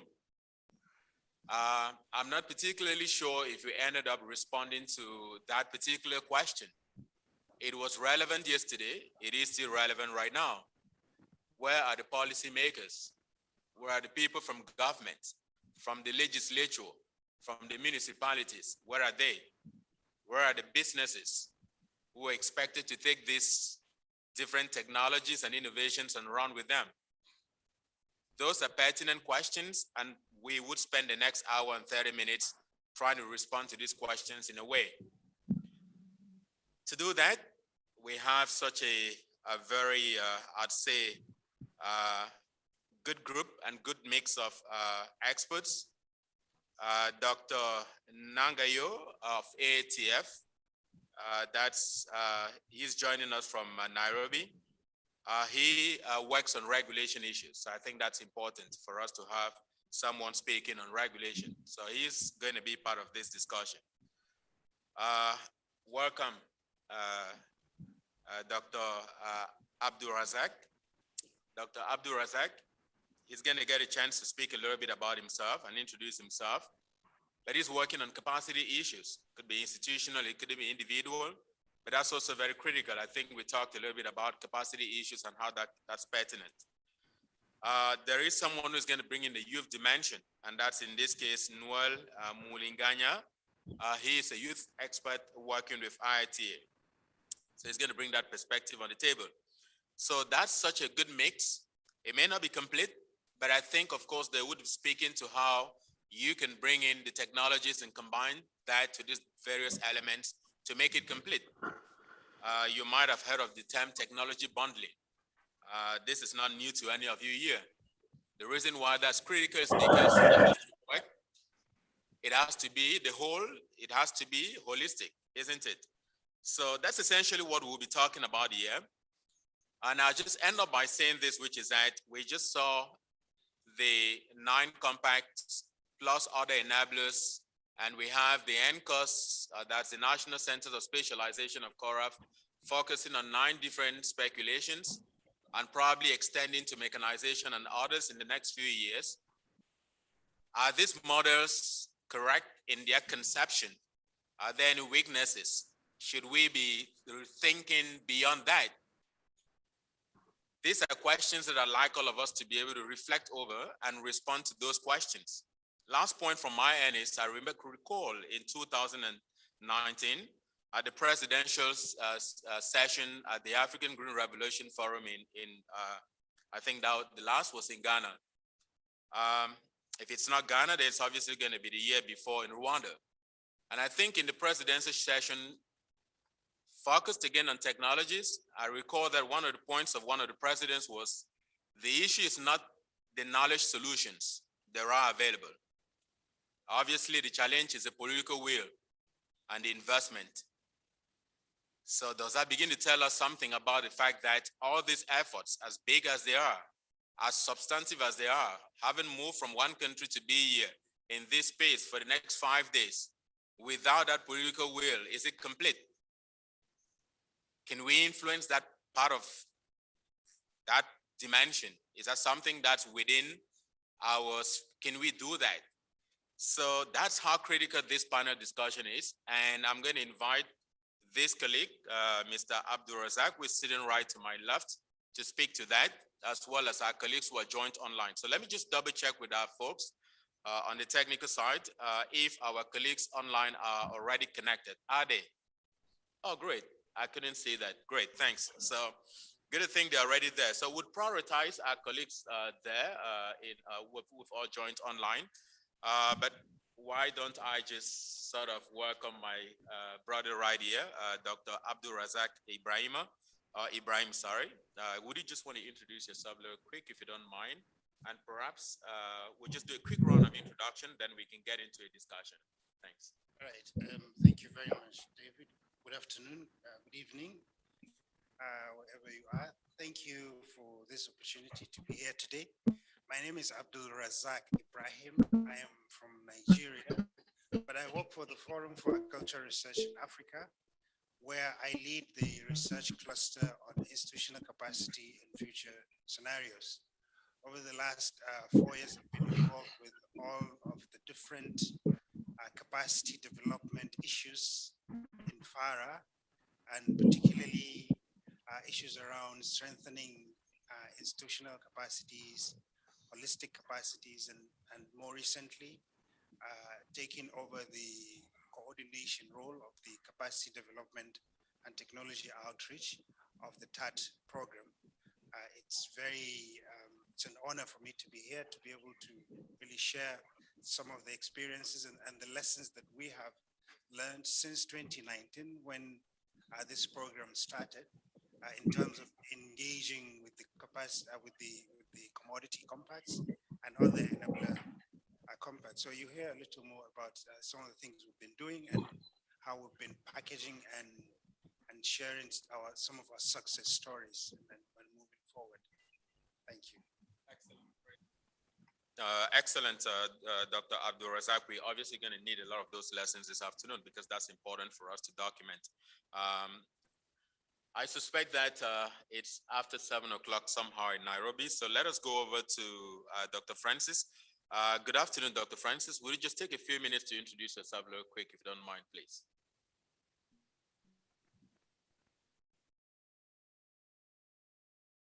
Yeah.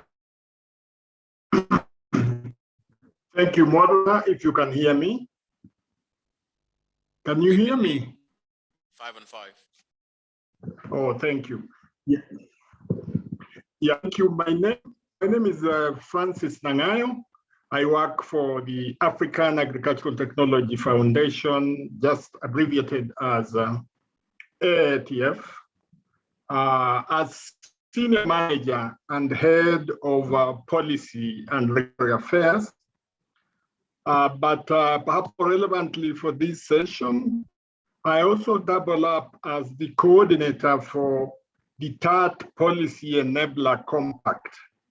And it's my pleasure to join this session, just to share with you in a short while what TAAT Policy Enabler is all about. You already may be guessing that it's about creating an enabling environment that is conducive for the rapid adoption of technologies that are essential for fueling the much desired agricultural transformation in Africa. Thank you. It's my pleasure to be here. Many thanks, Doctor. Why don't we go over to Cotonou and get a quick presentation of our last two panelists this afternoon, beginning with Dr. Dosa, and after that, we'll go over to Mr. Mulinganya. Hi, thank you. My name is Jean Dosa. I'm an agronomist, soil scientist, working with the International Fertilizer Development Center, providing support to various IFDC programs with soil fertility component. I do capacity building activities. I train NAS in the use of the decision support tool to improve resolution of fertilizer application for crops. And I am the interim coordinator of the TAAT soil fertility program with IFDC. It's a pleasure to be on this panel to discuss issues related to agricultural productivity in Africa, and especially in sub-Saharan Africa. Thank you. Thank you, Dr. Dosa. Noel, do you want to go ahead and introduce yourself, please? Yes, thank you. I'm Noel Mulinganya. I'm currently the coordinator of the Youth Compact, and I'm working for IITA, where I'm the deputy head of the Youth in Agribusiness Component Compact. So I'm one of the pioneers of the youth program within IITA, which aim to see how to engage the youths in agribusiness to make sure that the youths, they are using those modern agriculture technologies for job and for wealth creation. So it's a pleasure for me to participate to this panel so as we can share our experience about how we are trying to put in place approaches for engaging the youth in agribusiness within the TAAT environment. Thank you. Excellent, thank you, Joel. Let's not just move straight into the discussion, because I think this whole group of participants who are all sitting here want us to get engaged and just get to the bottom of the issue. Let's really not focus a lot on those compacts. We know them already. This audience knows it. So there's no point for you to just want to speak more about that. What I think it's more important for us to discuss is how important do you think these enablers are, particularly with respect to agricultural productivity on the continent. Of course, you may speak with respect, obviously you're going to speak with respect to the enabler that you're involved in. Let us start with Mr. Abdulrazak. Would you want us to begin with our friends online? Just is that okay with you? Excellent, great. He's very generous and we appreciate that. So let's go over to Nairobi and begin with our brother Francis. Would you just want to speak to, I know you said you're looking at policy and regulatory issues. That's very critical as well. We already said that. So do you want to bring in that link? Of course, agricultural productivity. Just speak a little bit to how relevant that is and what relationship you see with respect to that. Take 2 minutes with and focus on that a little bit, Francis. Yeah, thank you very much. In policy is just one. Are about creating an enabling environment, an environment in which we can be able to demonstrate release promising technologies for adoption, commercialization to enhance agricultural productivity across the board. And moderator, if you can just allow me, let me give a working definition of an enabling environment. Enabling environment here refers to laws, regulations, standards, you can even call them guidelines, institutions, markets, and many other support services that necessarily have to align for an enterprise. And in our case, it's agricultural sector. For an enterprise to start, develop, and thrive on a sustainable basis. And let me at this juncture just remind ourselves about the good words that Dr. Tequano shared with us yesterday when he said, when we talk about technologies, we are about elite varieties in form of seed. But seed cannot grow in a vacuum. Seed cannot thrive in a vacuum. Seed must be planted in soil that is endowed with the appropriate fertility enhancement factors. Seed must then germinate with the help of water.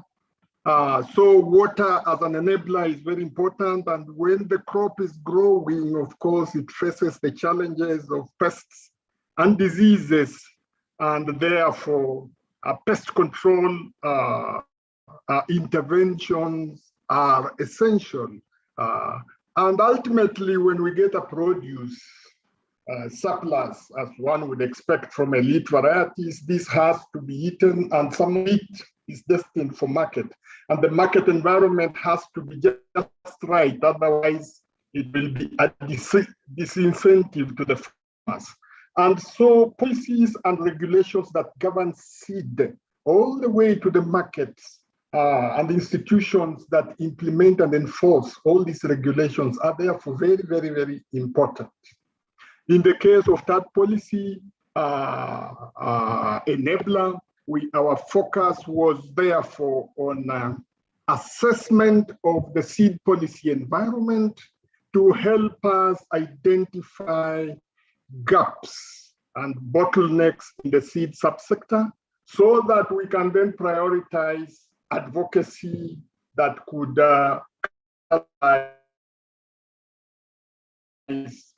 the desirable regulatory and policy reforms. We have also been supporting accreditation, promoting accreditation of agro-input suppliers so that seed can come from credible sources.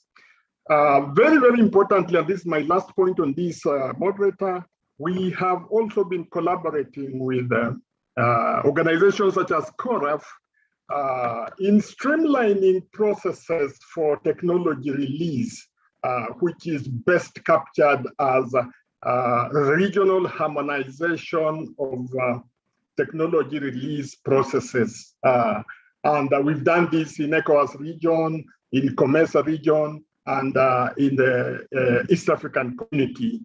These are details that we can discuss later, but thank you very much for the opportunity.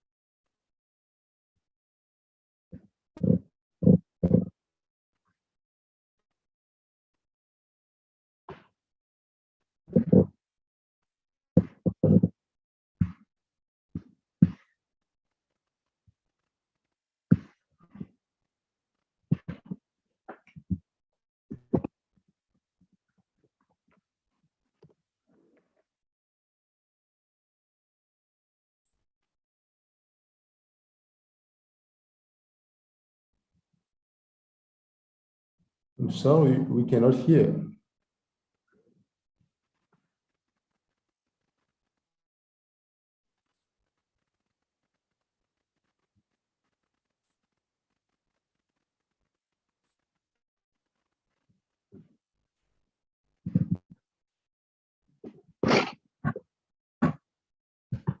But the question was, if it's from a panelist, the question was addressed to Dr. Abdul Razak here in the room with us.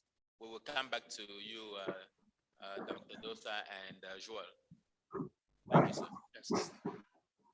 So thank you very much, David. So when we started the implementation of the TAAT program, the way we looked at it was that the entire program itself actually is a capacity conundrum of some sort. You know, you have, because the contention upon which the program rests is the fact that there are several technologies in our research centers, in IITA, all over the place. You know, scientists go to the field and they conduct trials and they come up with very good results, publish their results and become professors and so on.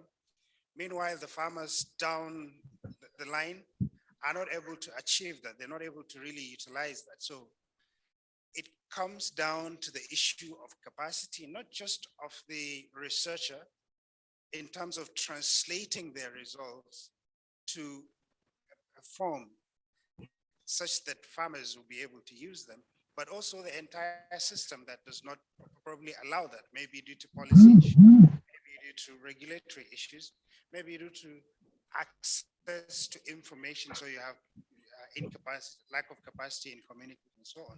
So because of that, we decided to put the program within the FARA strategy as a whole. Because in FARA, we have a research cluster on research management and policy. We have a research cluster on innovation to impact pathway, a research cluster on knowledge management, and a research cluster on institutional capacity and future scenario, which I lead. So the various components, those 4 components of TAAT program itself, have their sub-activities domesticated in these different research clusters of FARA, such that as we implement, we also coordinate together. Of course, there's that coordinator. And we do this using the so-called, what we call the 4-pronged approach. We look at the elements around facilitating, you know, training people to mainstream a very important tool that we have always preached about, that we've always advanced, which is the integrated agricultural research for development through the instrumentality of the innovation platform. So that has been an instrument that's really gained a lot of acceptance across the continent. It's been proven several times, and we have seen that it brings about that change in mindset to research, such that you change from the linear approach of conducting research for the purpose of research, but you do research such that you bring all the stakeholders on the table.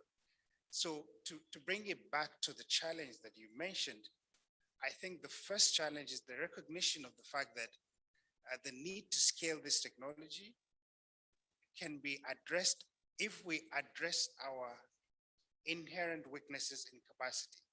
And that capacity should not be restricted just to individual capacity. It's the holistic approach, as we say, in individual, institutional, and systemic capacity. And down the line, we'll be talking about food systems. So within which the millet compact is situated in a country, it's connected to the country's food system, but that has to be connected to all the other various stakeholders, from the farmer, the scientist, the banker who might be interested in investing. So all the beneficiaries and all the stakeholders within the TAAT program and beyond need to have some level of capacity, need to have some level of access to certain tools and information and knowledge products and so on. And this is why, for example, one of the key elements that we've been pushing within the CDTO is to train our colleagues, the stakeholders, and how to package the technology, because you might have a technology that addresses the problem of fall armyworm, that improves yield, but that technology in itself is not enough. It cannot move itself. There has to be some partners, some group of people with the capacity to really make things happen. Yes. Let me just stop here. Well, thank you so much, Dr. I'm going to come back to you at some point, Dr. Abdul Razak. That's very important what you're saying. If you're just joining us, this is the first of probably the 2 panels that we're going to have during this 5 days fair year in Dakar, regional West African regional fair. And this first one is focused on enabler elements in technology, generation, and brokerage.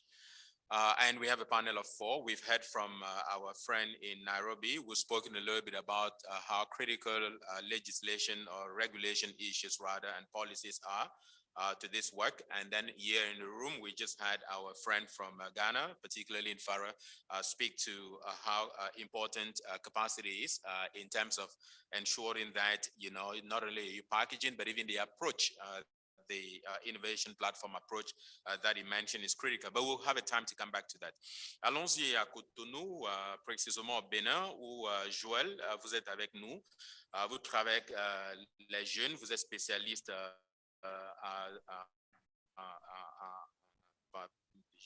par rapport aux questions des jeunes. Je voudrais bien que relatez-nous un peu votre expérience, hein, ce que vous faites jusqu'ici, mais surtout, je pense qu'il est important d'établir surtout le lien entre la transformation, les technologies et la composante jeune. Vous avez environ 2 minutes, messieurs. D'accord. Merci beaucoup pour la question, pour la parole accordée. En fait, je serais un peu égoïste en disant que la composante jeune, c'est la composante la plus importante dans le TAAT. Je vais m'expliquer pourquoi je l'ai dit et pourquoi j'ai l'air un peu égoïste de l'agriculture. La transformation qui veut dire utiliser les innovations, des choses nouvelles. Mais quel est l'environnement actuel des cultivateurs africains? C'est caractérisé par 2 faits que je peux citer. D'abord, l'environnement traditionnel, habituel, où le fermier qui a atteint 50 ou 60 ans, il a toujours vu la même chose, que ce sont les mêmes semences qu'on a plantées et qu'on replante chaque mois. On n'utilise pas l'engrais parce que, soi-disant, il détruit le sol. On ne connaît même pas si les machines existent. On n'a vraiment aucune idée. On ne fait que l'agriculture de routine qui nous permet de manger et d'avoir quelque chose sur l'assiette. Le deuxième facteur qui est dans notre environnement actuel, c'est même le curriculum que nous avons dans nos institutions de formation, où le jeune va à l'école et ne pense qu'à la fin avoir un bon travail dans un bureau bien climatisé et ne fait que demander de l'emploi au lieu de créer le même emploi. Et donc, pour moi, la composante jeune est la composante la plus importante parce que d'abord, elle s'accentue sur les changements de mentalité de ces jeunes. Mindset change. Là, on doit convaincre le jeune que les choses ne doivent pas être faites comme ça a toujours été fait. Que l'agriculture ne doit pas simplement rester l'activité qu'on donnait pour punition, mais l'activité qui doit générer de l'argent et de l'emploi. Alors, notre travail, à travers les activités que nous menons, consiste bien sûr à d'abord changer cette mentalité, sensibiliser le plus de jeunes à cette nouveauté, à cette manière de voir l'agriculture. Deuxièmement, c'est de voir toutes ces technologies innovantes. Je crois que vous avez visité il y a quelques minutes les stands des jeunes. Vous verrez que ces jeunes transforment ces technologies qui sont des résultats des recherches en des produits qu'on peut mettre sur le marché, en des produits qui peuvent les aider à générer de l'argent, en des produits qui peuvent leur créer de l'emploi. Et donc, pour moi, la composante jeune, c'est une composante importante. Et si je dois rester dans le principe du TAAT, ça devrait même être la même chose que la finance ou bien les procurements. Parce que tout le monde, je sais que toutes les composantes passent par ces 2 bureaux. Et donc, toutes les composantes devaient passer par la composante jeune. Parce que le jeune, c'est l'acteur principal qui va vraiment aider ces technologies à entrer dans la main de l'utilisateur. Le jeune, c'est la personne que nous avons trouvée meilleure pour apporter ces transformations, qui a cette capacité d'accepter ces technologies. Et non seulement les accepter, mais aussi les adapter par rapport aux circonstances et l'environnement dans lesquels ils se trouvent. Donc, nous avons beaucoup d'exemples, comme par exemple, pendant toute la journée, j'ai vu la présentation, par exemple, du CIP. On reviendra bientôt sur quelques exemples, si vous permettez. Oui, donc je voulais finir par là en disant, le jeune, c'est vraiment le facteur de l'innovation parce que, en voyant la présentation du CIP, vous aurez aussi vu, ils ont parlé des bonnes variétés à chair orange, ils ont parlé des chips qu'il faut faire. Vous avez vu dans l'exécution du stand du vin qui vient de la patate douce. Et donc, voilà l'exemple que nous voulons que le jeune, qui devient un facteur de création de ces innovations, des transformations de ces technologies scientifiquement démontrées en des opportunités d'affaires et des opportunités de création de l'emploi. Donc, c'est ça le travail que nous cherchons à vouloir vraiment réaliser à travers l'Afrique, à travers notre collaboration avec tous les compacts pour permettre à ce que ça soit vraiment une véritable transformation et non pas simplement une dissémination des technologies. Merci beaucoup. Bien, merci. Je pense que vous avez vraiment la reconnaissance de ceux qui sont dans la salle. Et je pense que l'IETA est vraiment un champion des jeunes. Donc, merci déjà pour ces commentaires extrêmement pertinents.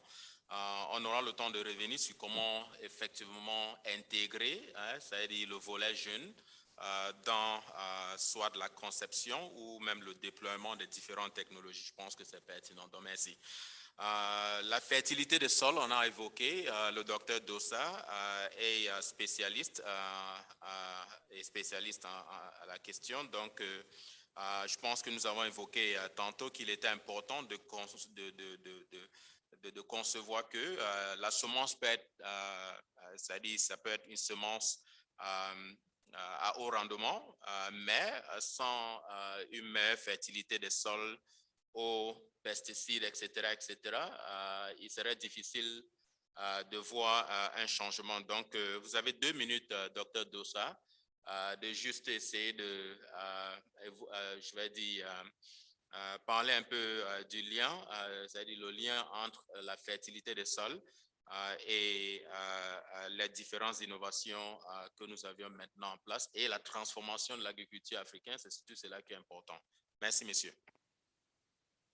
Okay, thank you very much. The issue of productivity, I don't want to see it as a single area approach. Rather, it will be an integrated approach where all those areas of enablers that you mentioned, they are very important, but some are very, very indispensable. And without addressing them, you cannot make, the next step. As you said, self-fertility is key. Just because we have low fertility soils in Africa, they have low native soils, and inadequate management will lead to rapid degradation. And we know that poor soils, poor farmers, and rich soils, we have rich farmers. So it is very important that we address the issue of self-fertility. How do we maintain self-fertility to keep it, productive and so forth? So that is key, first step. But water is even more important, because if you don't have water, you don't have nutrition. And then we need to make sure that water management is optimized. Then the limited water resources that we have, they are properly managed to get the best out of it. And we know that most of our systems rely on rain-fed agriculture, and it has some weaknesses because we have some water shortages, and that will induce crop failure and low yield.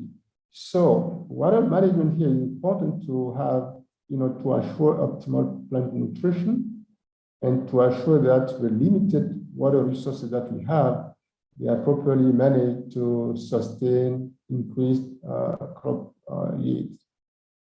Nonetheless, we should not overlook policy, because policy set the proper environment to promote adoption of technology, for effective policy can reflect on price of agricultural inputs through, for instance, smart subsidy programs, reduction of taxes and charges on farmers and agricultural products, and setup of road and other infrastructures, including markets for agricultural products. And we, as the youth enabler, say the future of agri lies in the youth, and we need a new generation of farmers. We need a new school of thought. We need farmers, business-oriented farmers. We need to promote agribusiness, and this will come with a new generation that will change the image of agriculture in Africa, and that will take us to the next step of sufficient or transform green revolution in Africa. It is very important. We cannot do that without counting on the youth. So what we do at IFDC, we intervene in different areas. Basically, we address soil fertility issues, and doing that, we provide support to the TAAT, the 7 TAAT crop value chains by providing them information about fertilizer recommendation, either through balanced fertilizer formulation or best bet fertilizer formulation. So the technologies that we promote are basically fertilizer efficient technologies such as UDP for rice, and you will see that display on the both. We had UDP today. People who went for the both visit, they probably saw that somebody presenting that technology. So we also promote microdosing for sorghum and millet, and integrated soil fertility management in general, as well as soil fertility mapping to know what are the major deficiencies in the soils, and based on that, we propose some balanced fertilizer formulation to address those needs. We also support compacts in other areas like, market development, improving access to input, like, linking farmers to agro-input dealers, and also giving capacity to agro-input dealers to provide better services to farmers. So those are some of the areas that we integrate in our approach to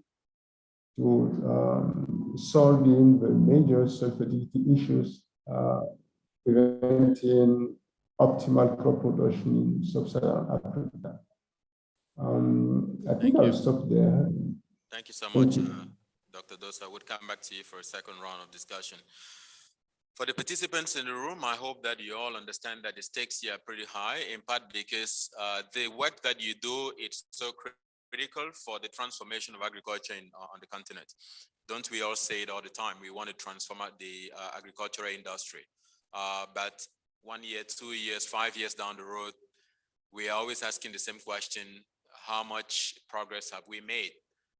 Oftentimes when we evaluate the question, the answers are usually, or the evidence usually points to rather, some results that we are not particularly proud of. And it's also due to the discussion that we are having right now.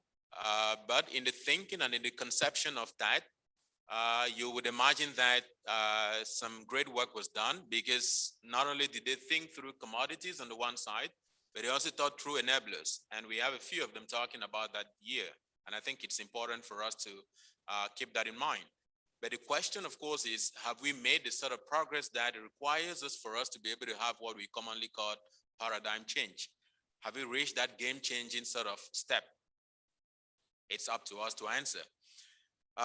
We'll take a few examples, because this is not just abstract. These are people who are working every single day to bring these linkages together. And I think it's important for us to hear from them if there are any examples.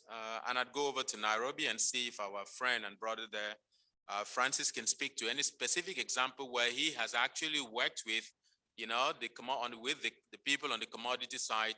If there is any experience that you want us to take home today, in a way that, we can learn from that lesson and keep improving as we move forward.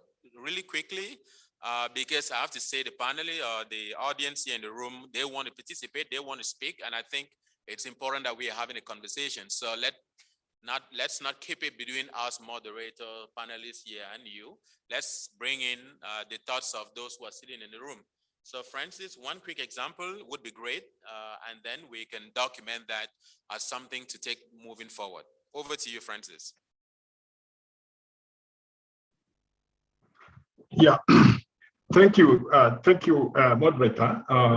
In my initial remarks, I talked about the focus of TAAT policy enabler compact, having been around the seed policy environment, assessing the seed policy environment, making sure we identify the bottlenecks in the seed subsector, making sure we promote things like accreditation, making sure we work with relevant agencies in championing harmonization of regulations and processes to allow for faster registration and cross-border trade in agro inputs and agricultural produce. You talked of specific support that is contributing immensely towards agricultural transformation. And here I would like to talk about the collaboration that TAAT policy enabler has been having with CORAF towards supporting the implementation of the regionally harmonized seed regulation in COMESA, SEALS, and WEMWA regions. And you may already know that the harmonized seed regulation for ECOWAS was adopted way back in 2008, but it's one thing to adopt a harmonized instrument, but it's yet another to have that harmonized implemented to have impact on the ground. And so we've been working with the CORAF to make sure we bring about the necessary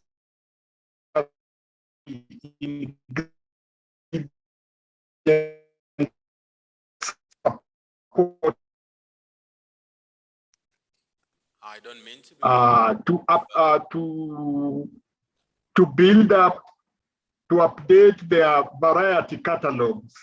And when the countries, the COMESA member countries update their variety catalog, this translates into updating of the regional variety catalog. And varieties that are on the regional catalog can then be traded widely across the 17 member states of ECOWAS. And I think this effort is something we have contributed to directly as TAAT policy, working collaboratively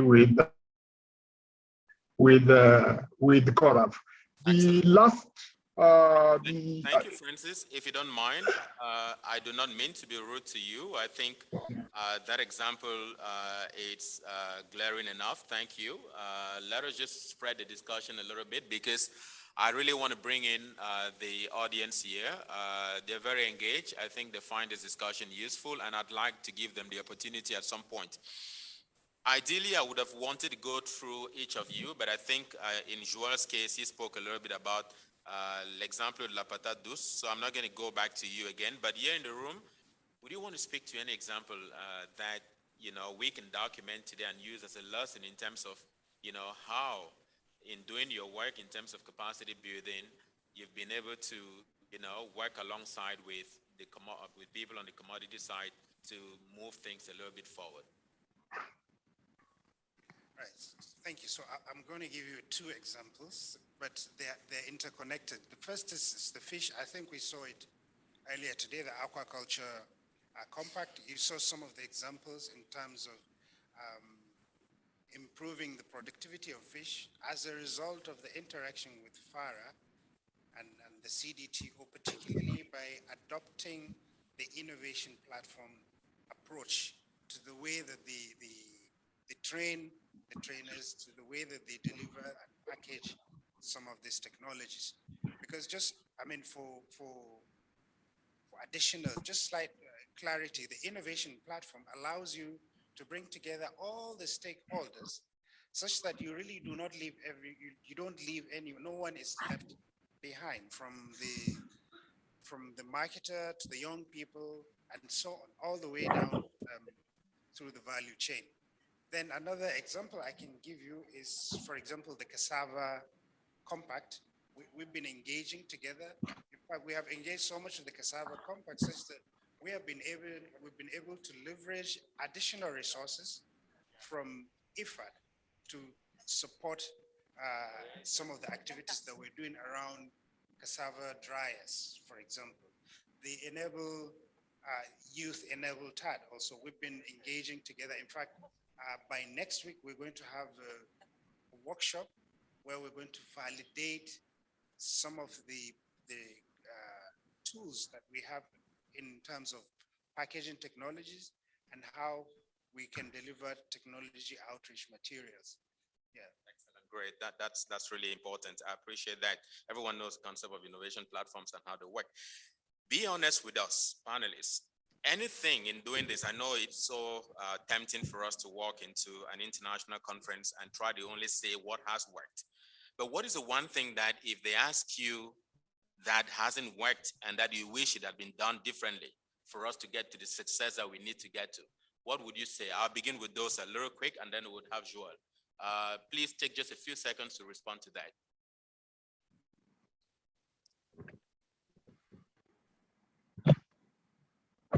Those are over to you, please. Oh, okay, thank you.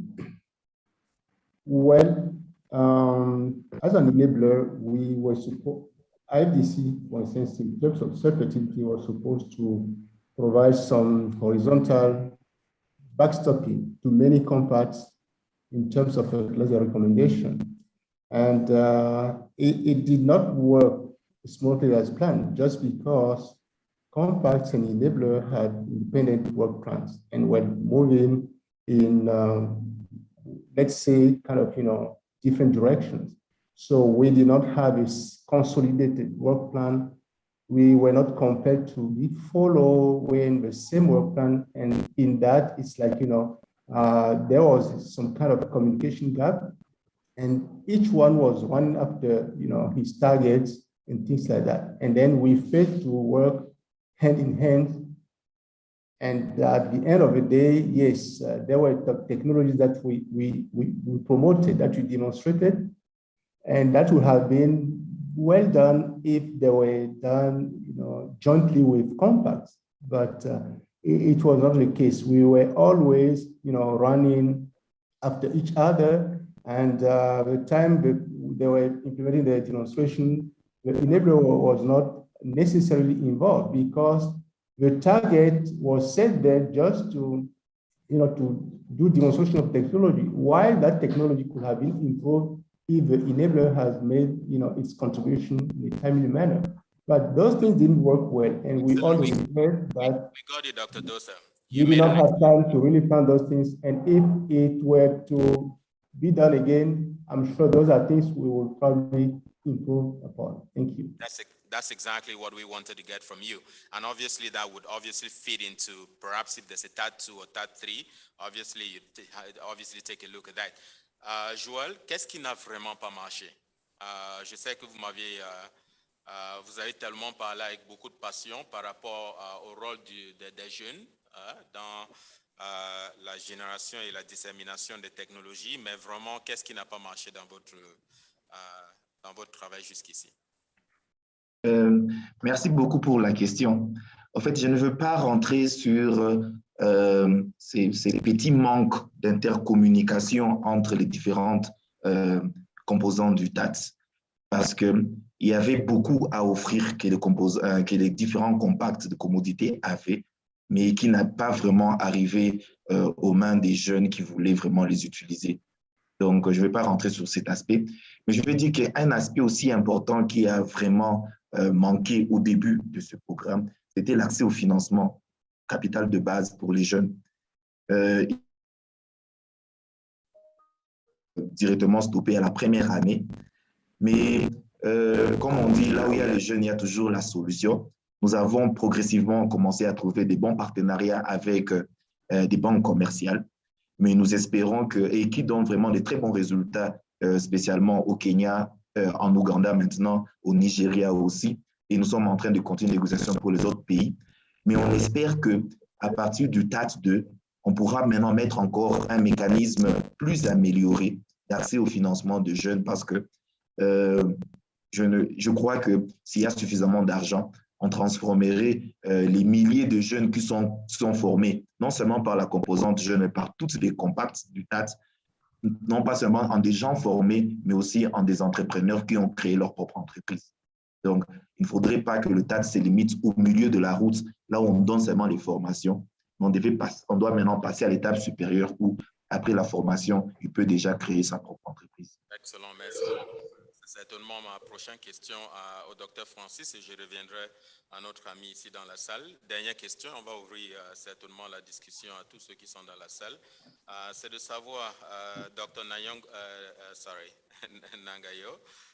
and apologies if I do get your name wrong, not intentional, but the question here for you would be, in constructing TAAT 2, what is it that, has not worked in this model that needs to be, taken up in, this is with respect to regulation and policy issues that you work on. What is it that you think should be seriously considered in its conception?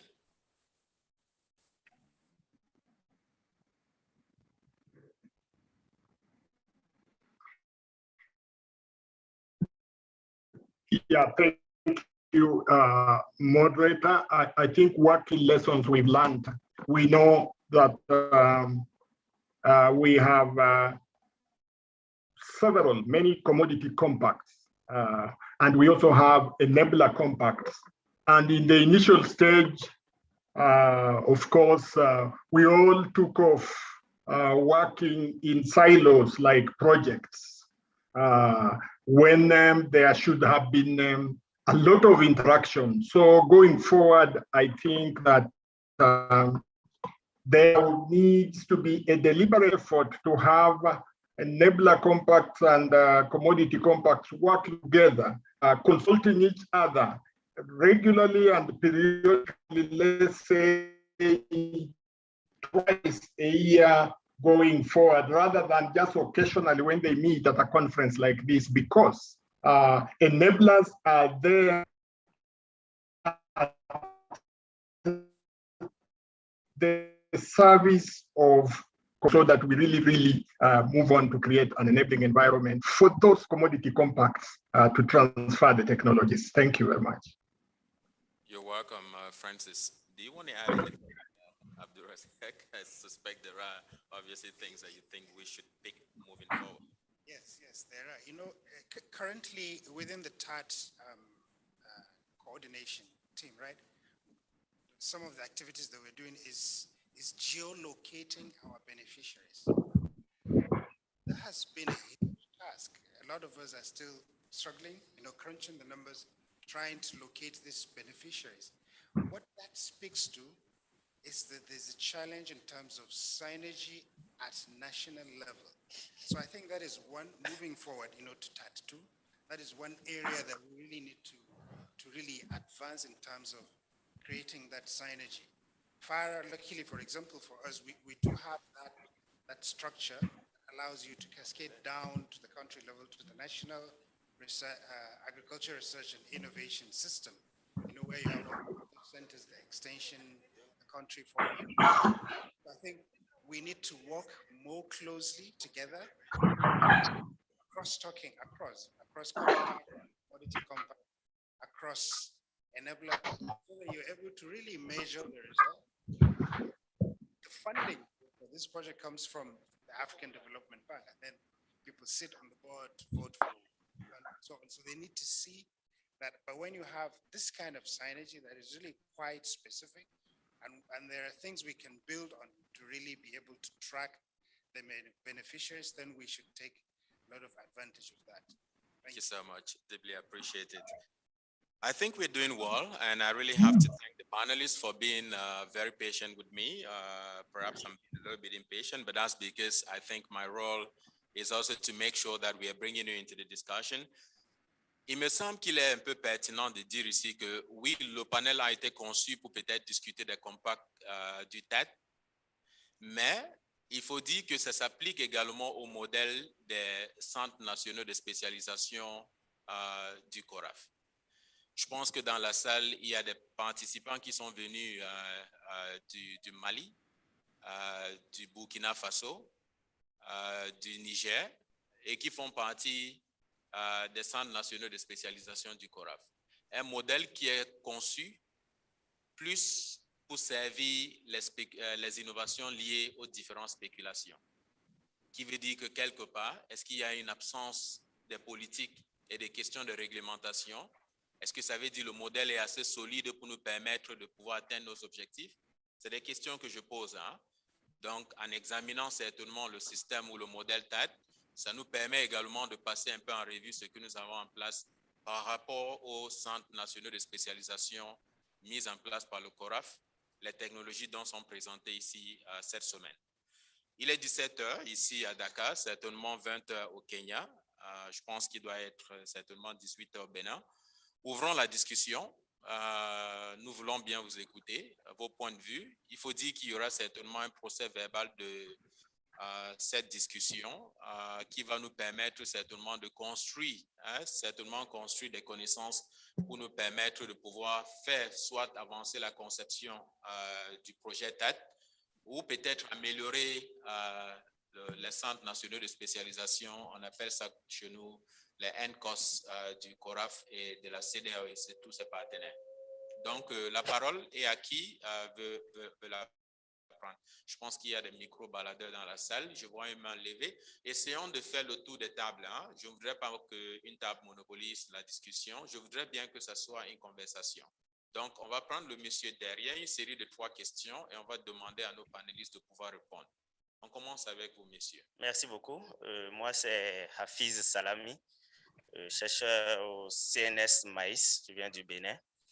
C'est beaucoup plus une contribution qui vient en appui à ce que vient de développer M. Noël. Je veux partager la petite expérience que j'ai eue avec lui à travers une collaboration entre le CNS Maïs et Enable TAAT, le TAAT dédié aux jeunes. Nous avons eu entre-temps réfléchi à comment est-ce qu'on pouvait intégrer déjà les jeunes dans la transformation de l'agriculture. Et le volet que nous avons abordé, c'est beaucoup plus le volet lié à la semence. Étant donné que la semence est la base de tout, nous sommes intéressés à désormais aider les jeunes, d'accord, à travers des formations, à les aider à produire des semences. Aujourd'hui, nous avons pu identifier un certain nombre de jeunes qui ont bénéficié de formations théoriques, d'accord, en production de semences, et qui ont été suivis sur le terrain à travers la production, la mise en place de parcelles de multiplication. Je veux dire que c'est une expérience qui est très, très enrichissante parce que, comme il a dit, les jeunes sont beaucoup plus ouverts aux innovations. Et à ce niveau, nous n'avons pas eu de difficultés. Des technologies dont nous disposions au niveau du CNS, qui avaient du mal à être intégrées par les producteurs, facilement ont reçu l'assentiment de ces jeunes-là. Aujourd'hui, la semence est produite et le marché est déjà recherché, disponible pour certains, pour mettre à disposition ces semences-là. C'est d'autres jeunes également qui disposeront de ces semences-là et qui les produiront également en maïs grain. Je crois que ce modèle est un modèle sur lequel nous pourrons nous appuyer et désormais aller de l'avant. Merci beaucoup. Je vous en prie, M. Salami. Y a-t-il une autre main dans la salle? Oui, on va prendre le monsieur juste à la table devant vous, devant la table de M. Salami. For our panelists, please pick the language of your preference. If you can hear the interpretation from, I suspect that you can do that via your computers. Okay, thank you very much, moderator. I'm Dr. Jonas Osedu from CSR Ghana. I would like to contribute on some of the issues. For me, if we really want to attract the youth as well as the private sector, then we need to look at risk management. I'm saying this because for the private person, what is looking out for is return on investment. If I'm going to put my money in, let's say, maize production, I should be sure I will get my money back. But if drought and other risk factors are still in the system, then it becomes a challenge. As you said in the beginning, we have all the technologies. What we are lacking is the policies to be able to advance these technologies. In the morning, we saw from the International Water Research Institute, they have all the available things as far as water management is concerned. But how many of our young people or our farmers can afford? And that is where Dr. Francis' team is very important in terms of policy. Noel talked about capital. That's another thing we need to look at. Most often than not, the focus is on production. But what measures are we putting in place such that the young man can have access to capital? You go to the bank, they say, go and bring collateral. Somebody who has just finished university has never worked. Where is he going to get collateral? So for me, the policy issue should not just be the seed, but other things like capital, risk management, which will help the youth and the private sector to actually get the return on investment. Thank you very much. Excellent points again. So we've had two contributions, one from Mr. Salami and one from our friend from CSIR. Any hands raised?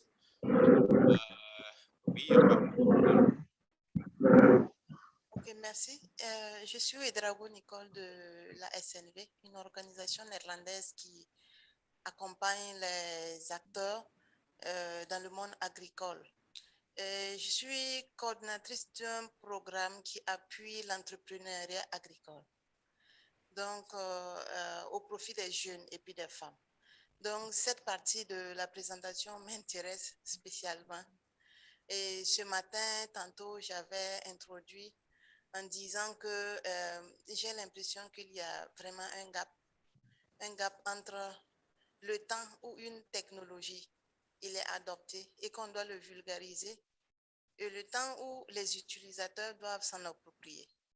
Donc, si je reviens un peu à ce que mon prédécesseur a eu à exposer, moi, je pense qu'il est peut-être intéressant de s'attarder sur les questions de l'amélioration de l'environnement.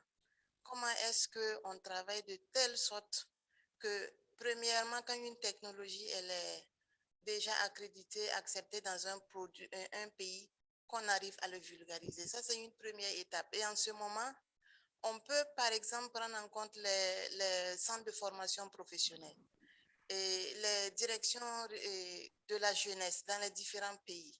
Parce que c'est à ce niveau que nous avons des demandes des jeunes qui veulent vraiment rentrer dans des nouveaux métiers et qui, s'ils sont informés qu'il y a des nouvelles technologies qui sont porteurs, qui sont rentables, ils peuvent les épouser.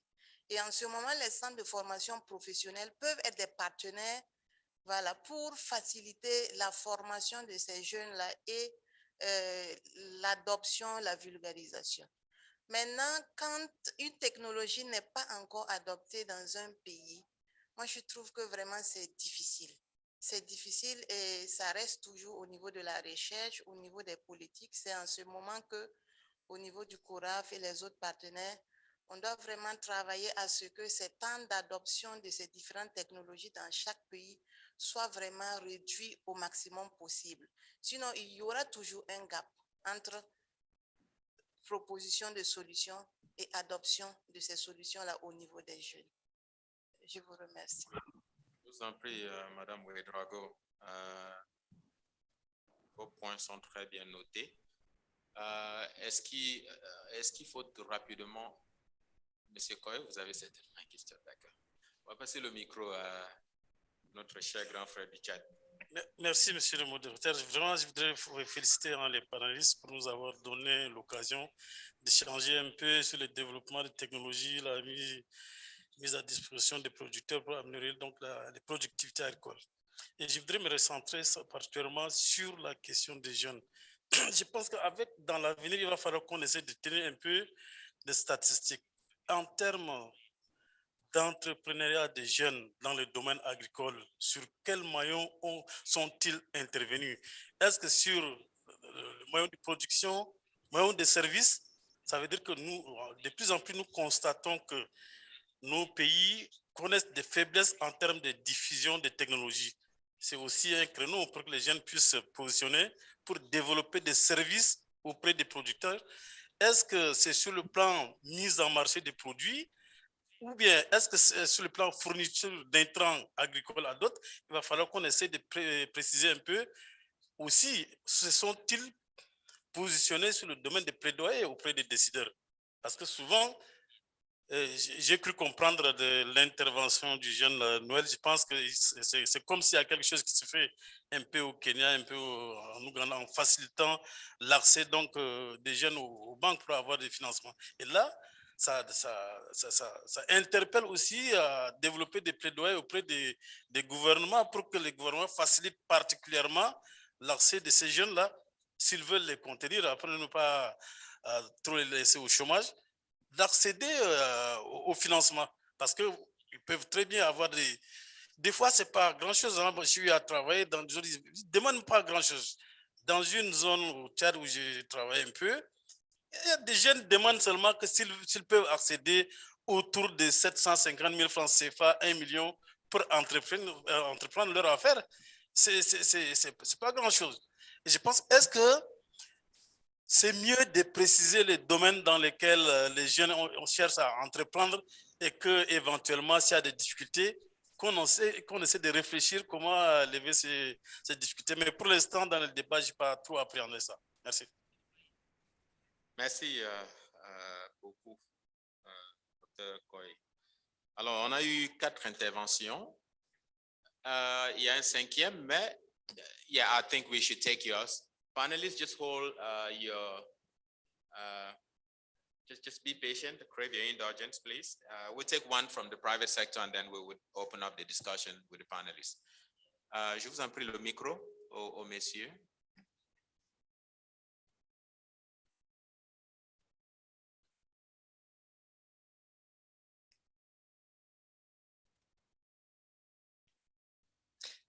Thank you.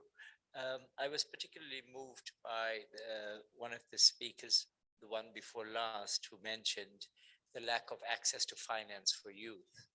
And this is just a proposal, and perhaps to catalyze some critical discussion, that I think when TAAT engages with the private sector, perhaps a policy of TAAT could be that the private sector does not just invest money in creating businesses, but a part of their profits go towards creating startup finance for women and youth in agribusiness, so that there is a circular economy created.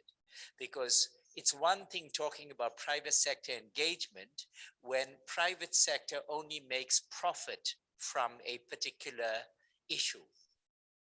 But when private sector is told, we will engage with you if, for example, 10% of your annual profits is returned as loans or grants to youth and women as startup finance, then the private sector is still making a profit, but they are demonstrating a commitment as profitable businesses. So the investment is not just the return on investment in terms of profit, it is the investment in youth and women in agribusiness. Excellent point. Thank you so much. Would you want to give us your name again, if you don't mind? Oh, my name is Priyan Naidu. Thank you so much. All right. I think it's fair enough to just get the panelists to react to some of this. Some of them were comments. Some of them were other examples that have worked in the case of Mr. Salami in Benin. But I guess you might want to have some reactions. Let's begin from the room. Maybe where I think we should canalize it a little bit, it's on the innovation platforms. What is it that you're doing to open up, to allow youth to have access to finance? If that's something that you...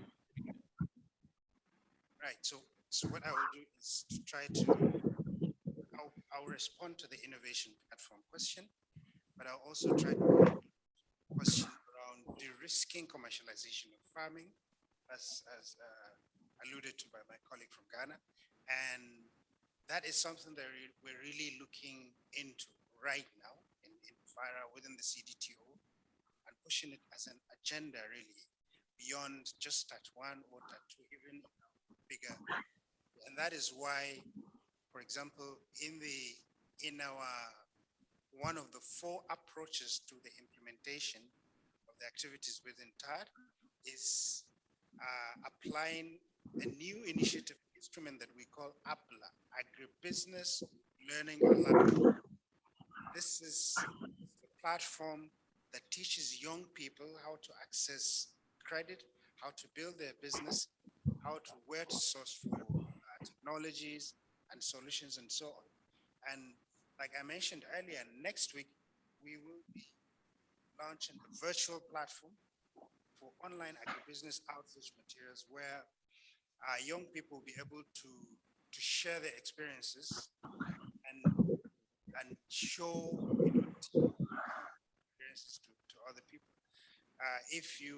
Anybody that has been following some of our activities will know that sometime between 2019 and 2020, we had what we call experience capitalization experience, right?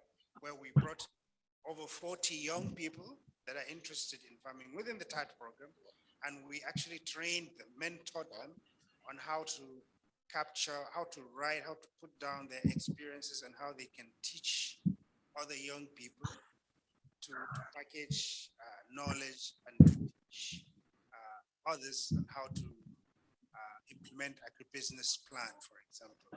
So these are some of the things that we're looking into. There are so many other tools, for example, Policy Practice Index that FARA is advancing, which allows you to measure the impact of a policy that you're implementing at country level. FARA also sits at the African Union SPS, that is sanitary and phytosanitary. So where we'll be able to bring our experience, in that sense, and leverage TAAT. I'll stop here. Thank you. Well, thank you so much, Ibrahim. Let's go to Kenya and hear the reaction of Francis. If you do have any reactions to some of the things that have been said in the room. I know that Joel, a lot of it focus on youth, but we'll get you to react just after we get Francis' perspectives. Yeah, thank you very much, moderator, and thank you very much, the audience, for the lively dialogue that is emerging here, very broad-based, with several suggestions coming up that could go to strengthen the TAAT program going forward. I know that some of the comments made are directly addressed to the TAAT program, indicating areas where TAAT program may not have been broad enough. Even our policy focus was more directly around seed. But somebody mentioned quite correctly that we need to pursue a broad-based policy perspective that touches on even access to finance, access to markets, and so on and so forth. I fully agree with that. I only can say that TAAT is a program, and the program would necessarily have an area of focus. It would necessarily also have its own inbuilt limitations around resources, and that is not unique with TAAT. But because of that, within TAAT, there is this deliberate focus that we have to pursue an open mind where we leverage on other programs that are also running towards the collective desire to drive agricultural transformation. That's why within TAAT we say partnerships matter, and TAAT is about broadening the scale of partnership so that it can really align to the noble goal that we are driving to. And within, we are also encouraged not to think in a silo, but to link with in-country investment programs so that the TAAT component aligns with what is already going on because the business of development is very broad, and a single program just like TAAT would never be a silver bullet. So we are encouraged to link with the in-country investment programs in agriculture to foster complementarity, to bring about synergy that can really bring about the desired agricultural transformation. Thank you very much. Thank you so much, Francis. Joël, vous avez maintenant la parole. Vous avez 2 minutes juste pour réagir rapidement, je vous en prie, monsieur. Et je veux aussi remercier l'audience pour les questions et commentaires qui ont été faits. Je vais d'abord, quand j'ai pris office, d'avoir le bureau à côté du chef du clearing house, parce que avec lui dans le bureau à côté, j'ai compris que le TAAT, ce n'est pas un petit projet. Le TAAT, c'est 3 forces majeures. La première force majeure, c'est le TAAT, c'est un mélange de technologies. Ça veut dire, le TAAT a toutes ces innovations technologiques qui peuvent permettre de transformer l'agriculture et ainsi de pouvoir combattre le commentaire d'un des collègues qui a fait par rapport au risk management.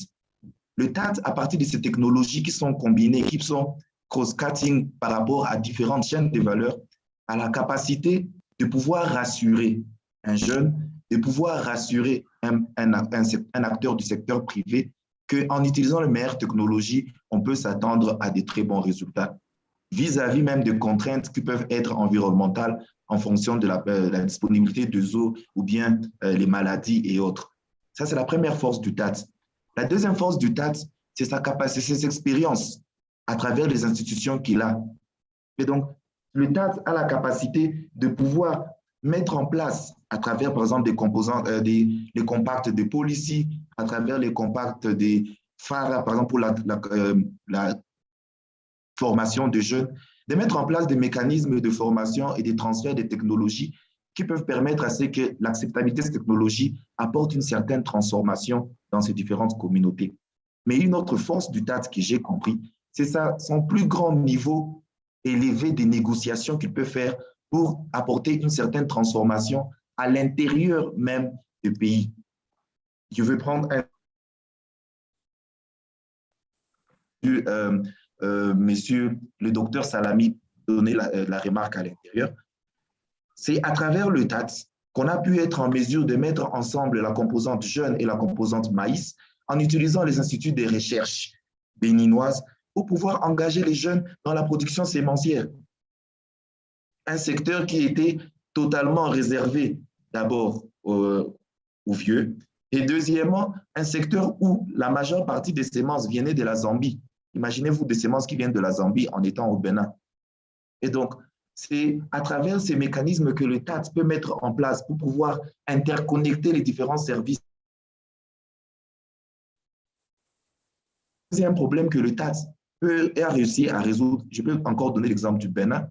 La grande ouverture du TAAT par rapport, par exemple, au bureau du ministre ou bien au bureau de certains départements nationaux a permis de savoir que le Bénin a un fonds national de développement agricole qui peut mettre à la disponibilité des jeunes sans collatéral, sans garantie de fonds pour leur permettre de faire leur entrepreneuriat agricole, ouvrir leur entreprise. Et donc, cette forte capacité du TAAT peut permettre de résoudre certains problèmes qu'aujourd'hui nous prenons comme contraintes majeures à l'évolution de jeunes et amener cette transformation.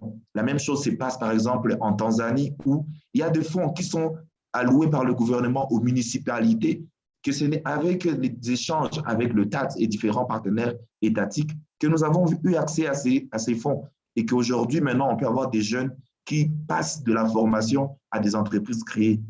La même chose s'est passée en Ouganda où, à travers les activités de sensibilisation et de discussions avec les autorités, Equity Bank, qui a des intérêts avec le gouvernement ougandais, a accepté de donner certains prêts à des taux dégressifs, par exemple de 13% pour l'Ouganda et je crois de 11% pour le Kenya, à des jeunes sans collatéral et sans garantie pour qu'ils puissent créer leur entreprise.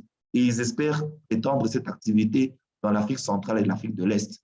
Et donc, pour moi, les trois forces que constituent les TAAT en termes de l'eau, des technologies, en termes d'expérience, en mettant ensemble toutes ces expertises des différentes institutions, mais aussi sa grande capacité de négociation à travers les politiques nationales, peut devenir vraiment un moyen important pour résoudre tous ces problèmes et tous les défis que peut engager. Et je veux terminer par, je crois, une remarque qu'un participant a dit, sur quel maillon devons-nous engager les jeunes? Je suis de la philosophie où on ne doit plus décider ce que les jeunes doivent faire à travers nos réunions, nos conférences et nos panels des grandes personnes, des décideurs. Nous devons laisser les jeunes dans son environnement, là où il vit, de pouvoir choisir ce maillon là où il trouve qu'il a les potentiels, là où il trouve qu'il a les moyens pour faire, créer son emploi et sa richesse, pour décider à sa place. Sinon, nous rentrerons dans le cycle qui a toujours existé où les décideurs, chefs d'État, place de jeunes et à la fin, on dit que le programme n'a pas fonctionné. Donc, mettons à la disposition de ces jeunes, comme le TAAT est en train de faire, la vague de technologies qui peuvent être transformées en opportunités dans différents milieux, dépendamment des capacités de cet environnement, et laissons aux jeunes cette capacité de volontairement entrer dans l'activité qui les passionne et qui leur permet de créer son propre emploi. Merci beaucoup. Merci bien, Noël. La fertilité des sols, nous n'avons pas eu une question liée à cela, mais ça n'empêche que le docteur Dossa voudrait peut-être réagir rapidement sur les commentaires et questions. Une question, je pense, de l'audience. Ok, merci beaucoup. C'est vrai que les questions tournaient autour de la jeunesse et il est évident que le futur de l'agriculture en Afrique réside dans la jeunesse. Il est important de les impliquer dans ce processus de transformation de l'agriculture. Et comme l'ont dit ceux qui ont fait déjà des remarques, c'est important de faciliter l'accès aux ressources aux jeunes, que ce soit la terre, le facteur de pollution, et que ce soit aussi les ressources financières à travers le crédit, mais aussi développer l'accès de ces jeunes aux intrants agricoles, mais aussi au marché de commercialisation des produits où ils vont bénéficier de prix justes et qui récompensent leurs efforts dans les investissements agricoles. C'est vrai que le TAAT, en tant que programme, ne peut pas, dans le futur, ne peut pas embrasser tout cela. Le TAAT a besoin de s'appuyer sur d'autres programmes nationaux ou régionaux en cours pour jouer un rôle de complémentarité et faire avancer le processus. Tout sera une question d'agrobusiness rentable. Alors, si les mécanismes d'agrobusiness sont bien mis au point et sont rentables, et si l'accès aux intrants, au marché et au crédit sont facilités, il sera possible que les jeunes trouvent leur chemin et commencent par prendre la relève de cette agriculture du futur. Voilà, merci. Est-ce qu'il y a une dernière question dans la salle? Oui, je vois 3 mains levées.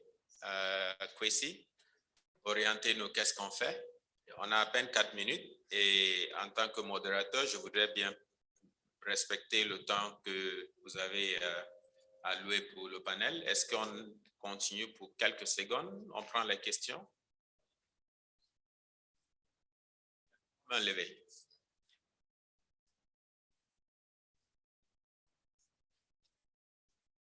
C'était 17h30. Oui, d'accord. Donc, on a encore 2 minutes.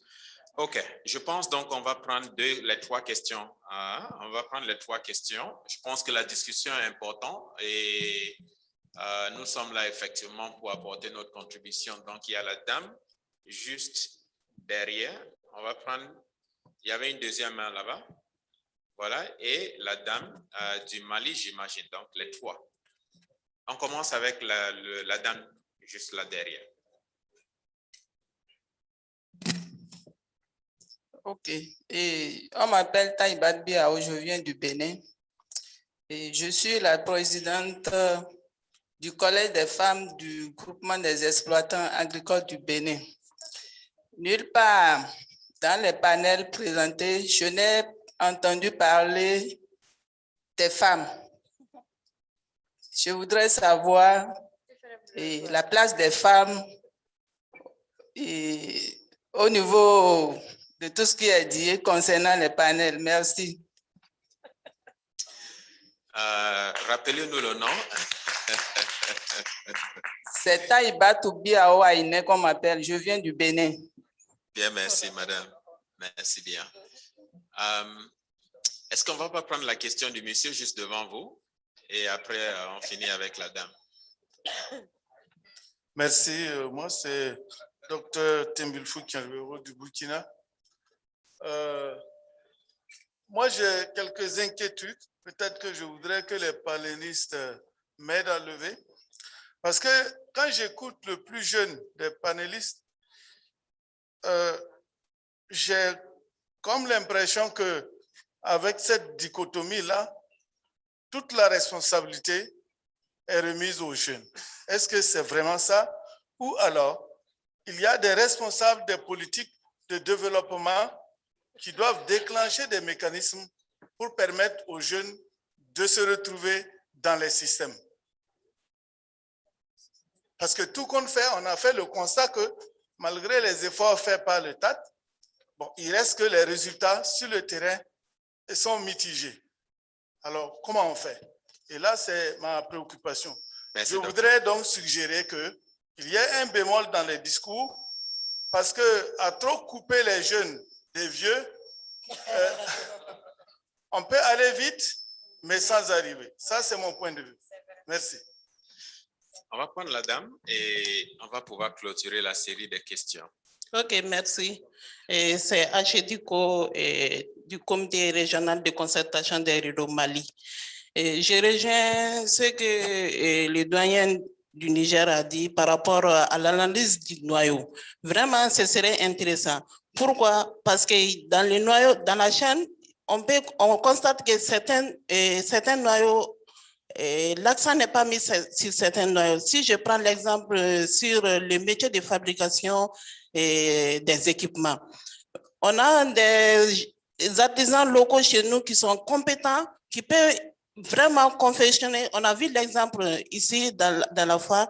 Il y a des équipements qui sont confectionnés et qui peuvent être des transferts de compétences, peuvent donner même une chance à d'autres jeunes par rapport à l'emploi. Vraiment, c'est une espérance qu'on a vue au niveau du Mali, à Sikasso précisément, et à travers les programmes OPEF4 qui est accompagné par la DDC. On a accompagné une entreprise agroalimentaire. L'entreprise avait besoin d'un équipement pour le renforcement de son entreprise et la calibreuse.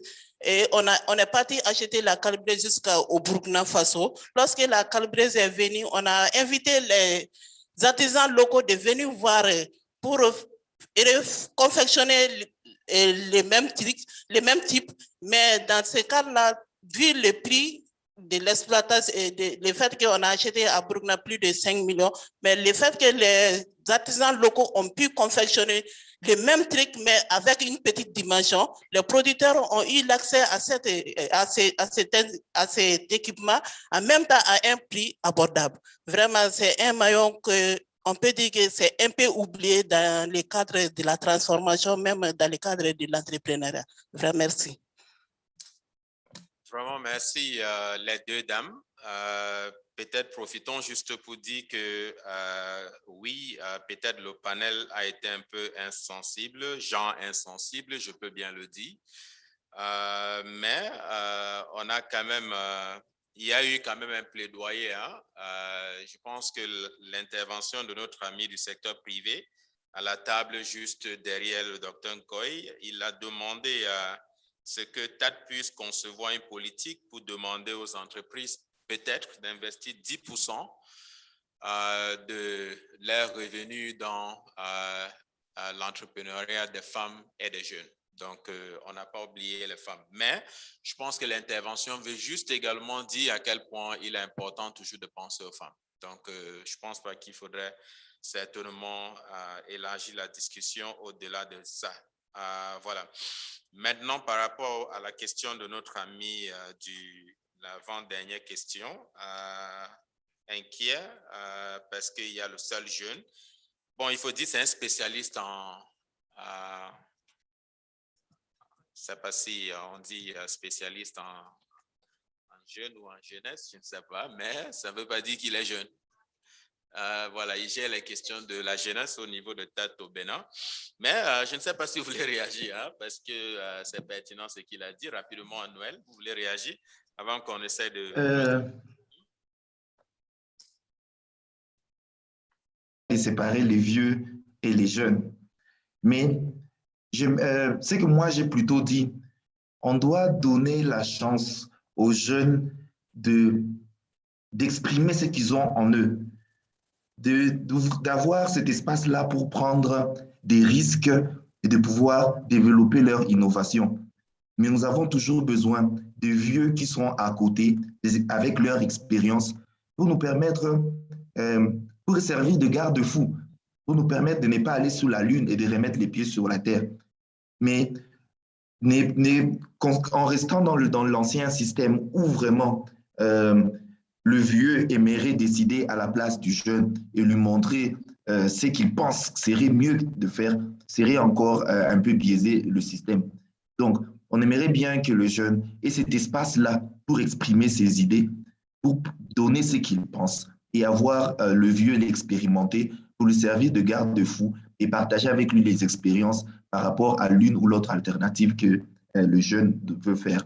Donc, dans la politique, dans l'expérience technique, les jeunes auront toujours besoin des expérimentés de vieux, comme on peut dire, qui peuvent s'occuper de ça. Je crois que c'est le commentaire que je veux faire.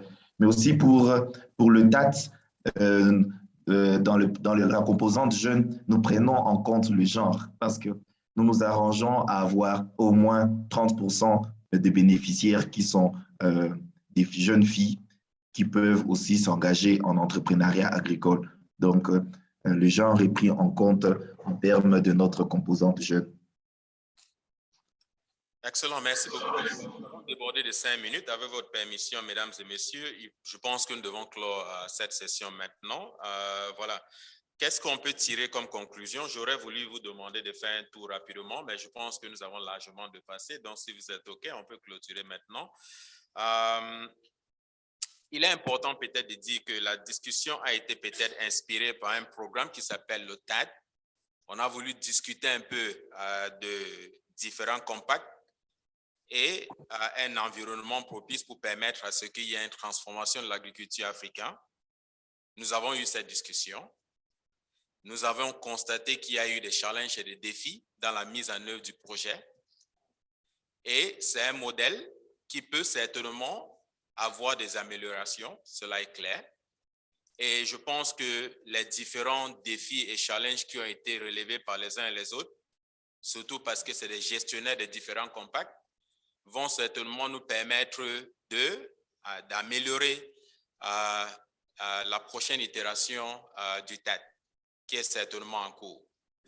Mais nous avons également dit ici qu'il y a un modèle en place également qui est le Centre national de spécialisation sur 9 spéculations, l'initiative CDAO et le CORAF.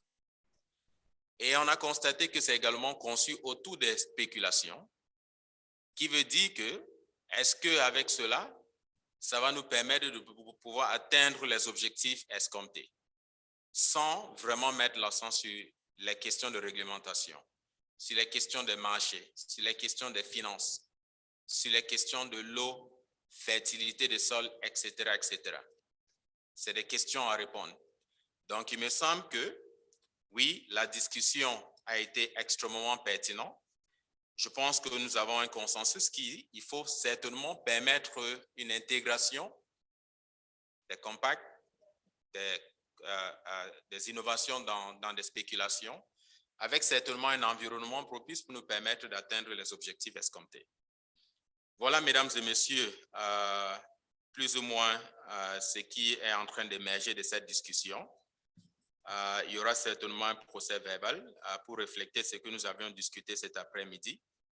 Je voudrais ici remercier les différents panélistes, le docteur Francis Nangayo de AfDB, le docteur Jean-Ekwe Dossa de l'IFDC, basé au Bénin, précisément à Cotonou, mon cher frère Abdelrazak Ibrahim Dufara, qui gère les questions de renforcement des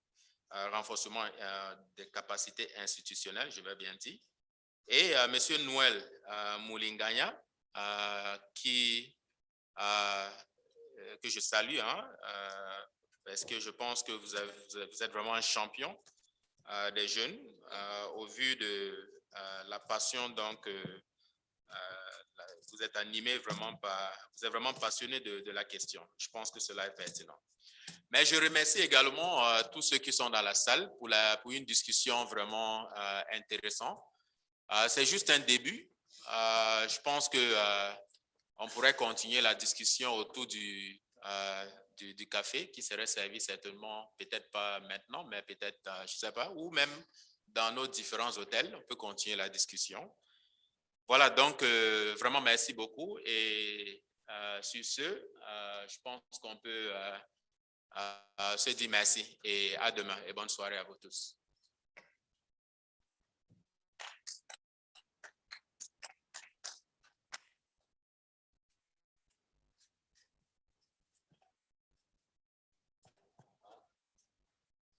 Votre attention, s'il vous plaît. J'aimerais revenir par rapport à notre visite de demain. Il y a certains qui demandaient encore le lieu de rencontre. J'aimerais juste préciser que ceux qui sont à IAS, vous restez à IAS, 7h pile, on va venir vous chercher. Et ceux qui sont à l'adresse, c'est la même chose. 7h pile, les bus vont venir vous chercher. Donc, vous restez au niveau de vos hôtels. À 7h, on viendra vous chercher. Bonne pause café et à demain à tous.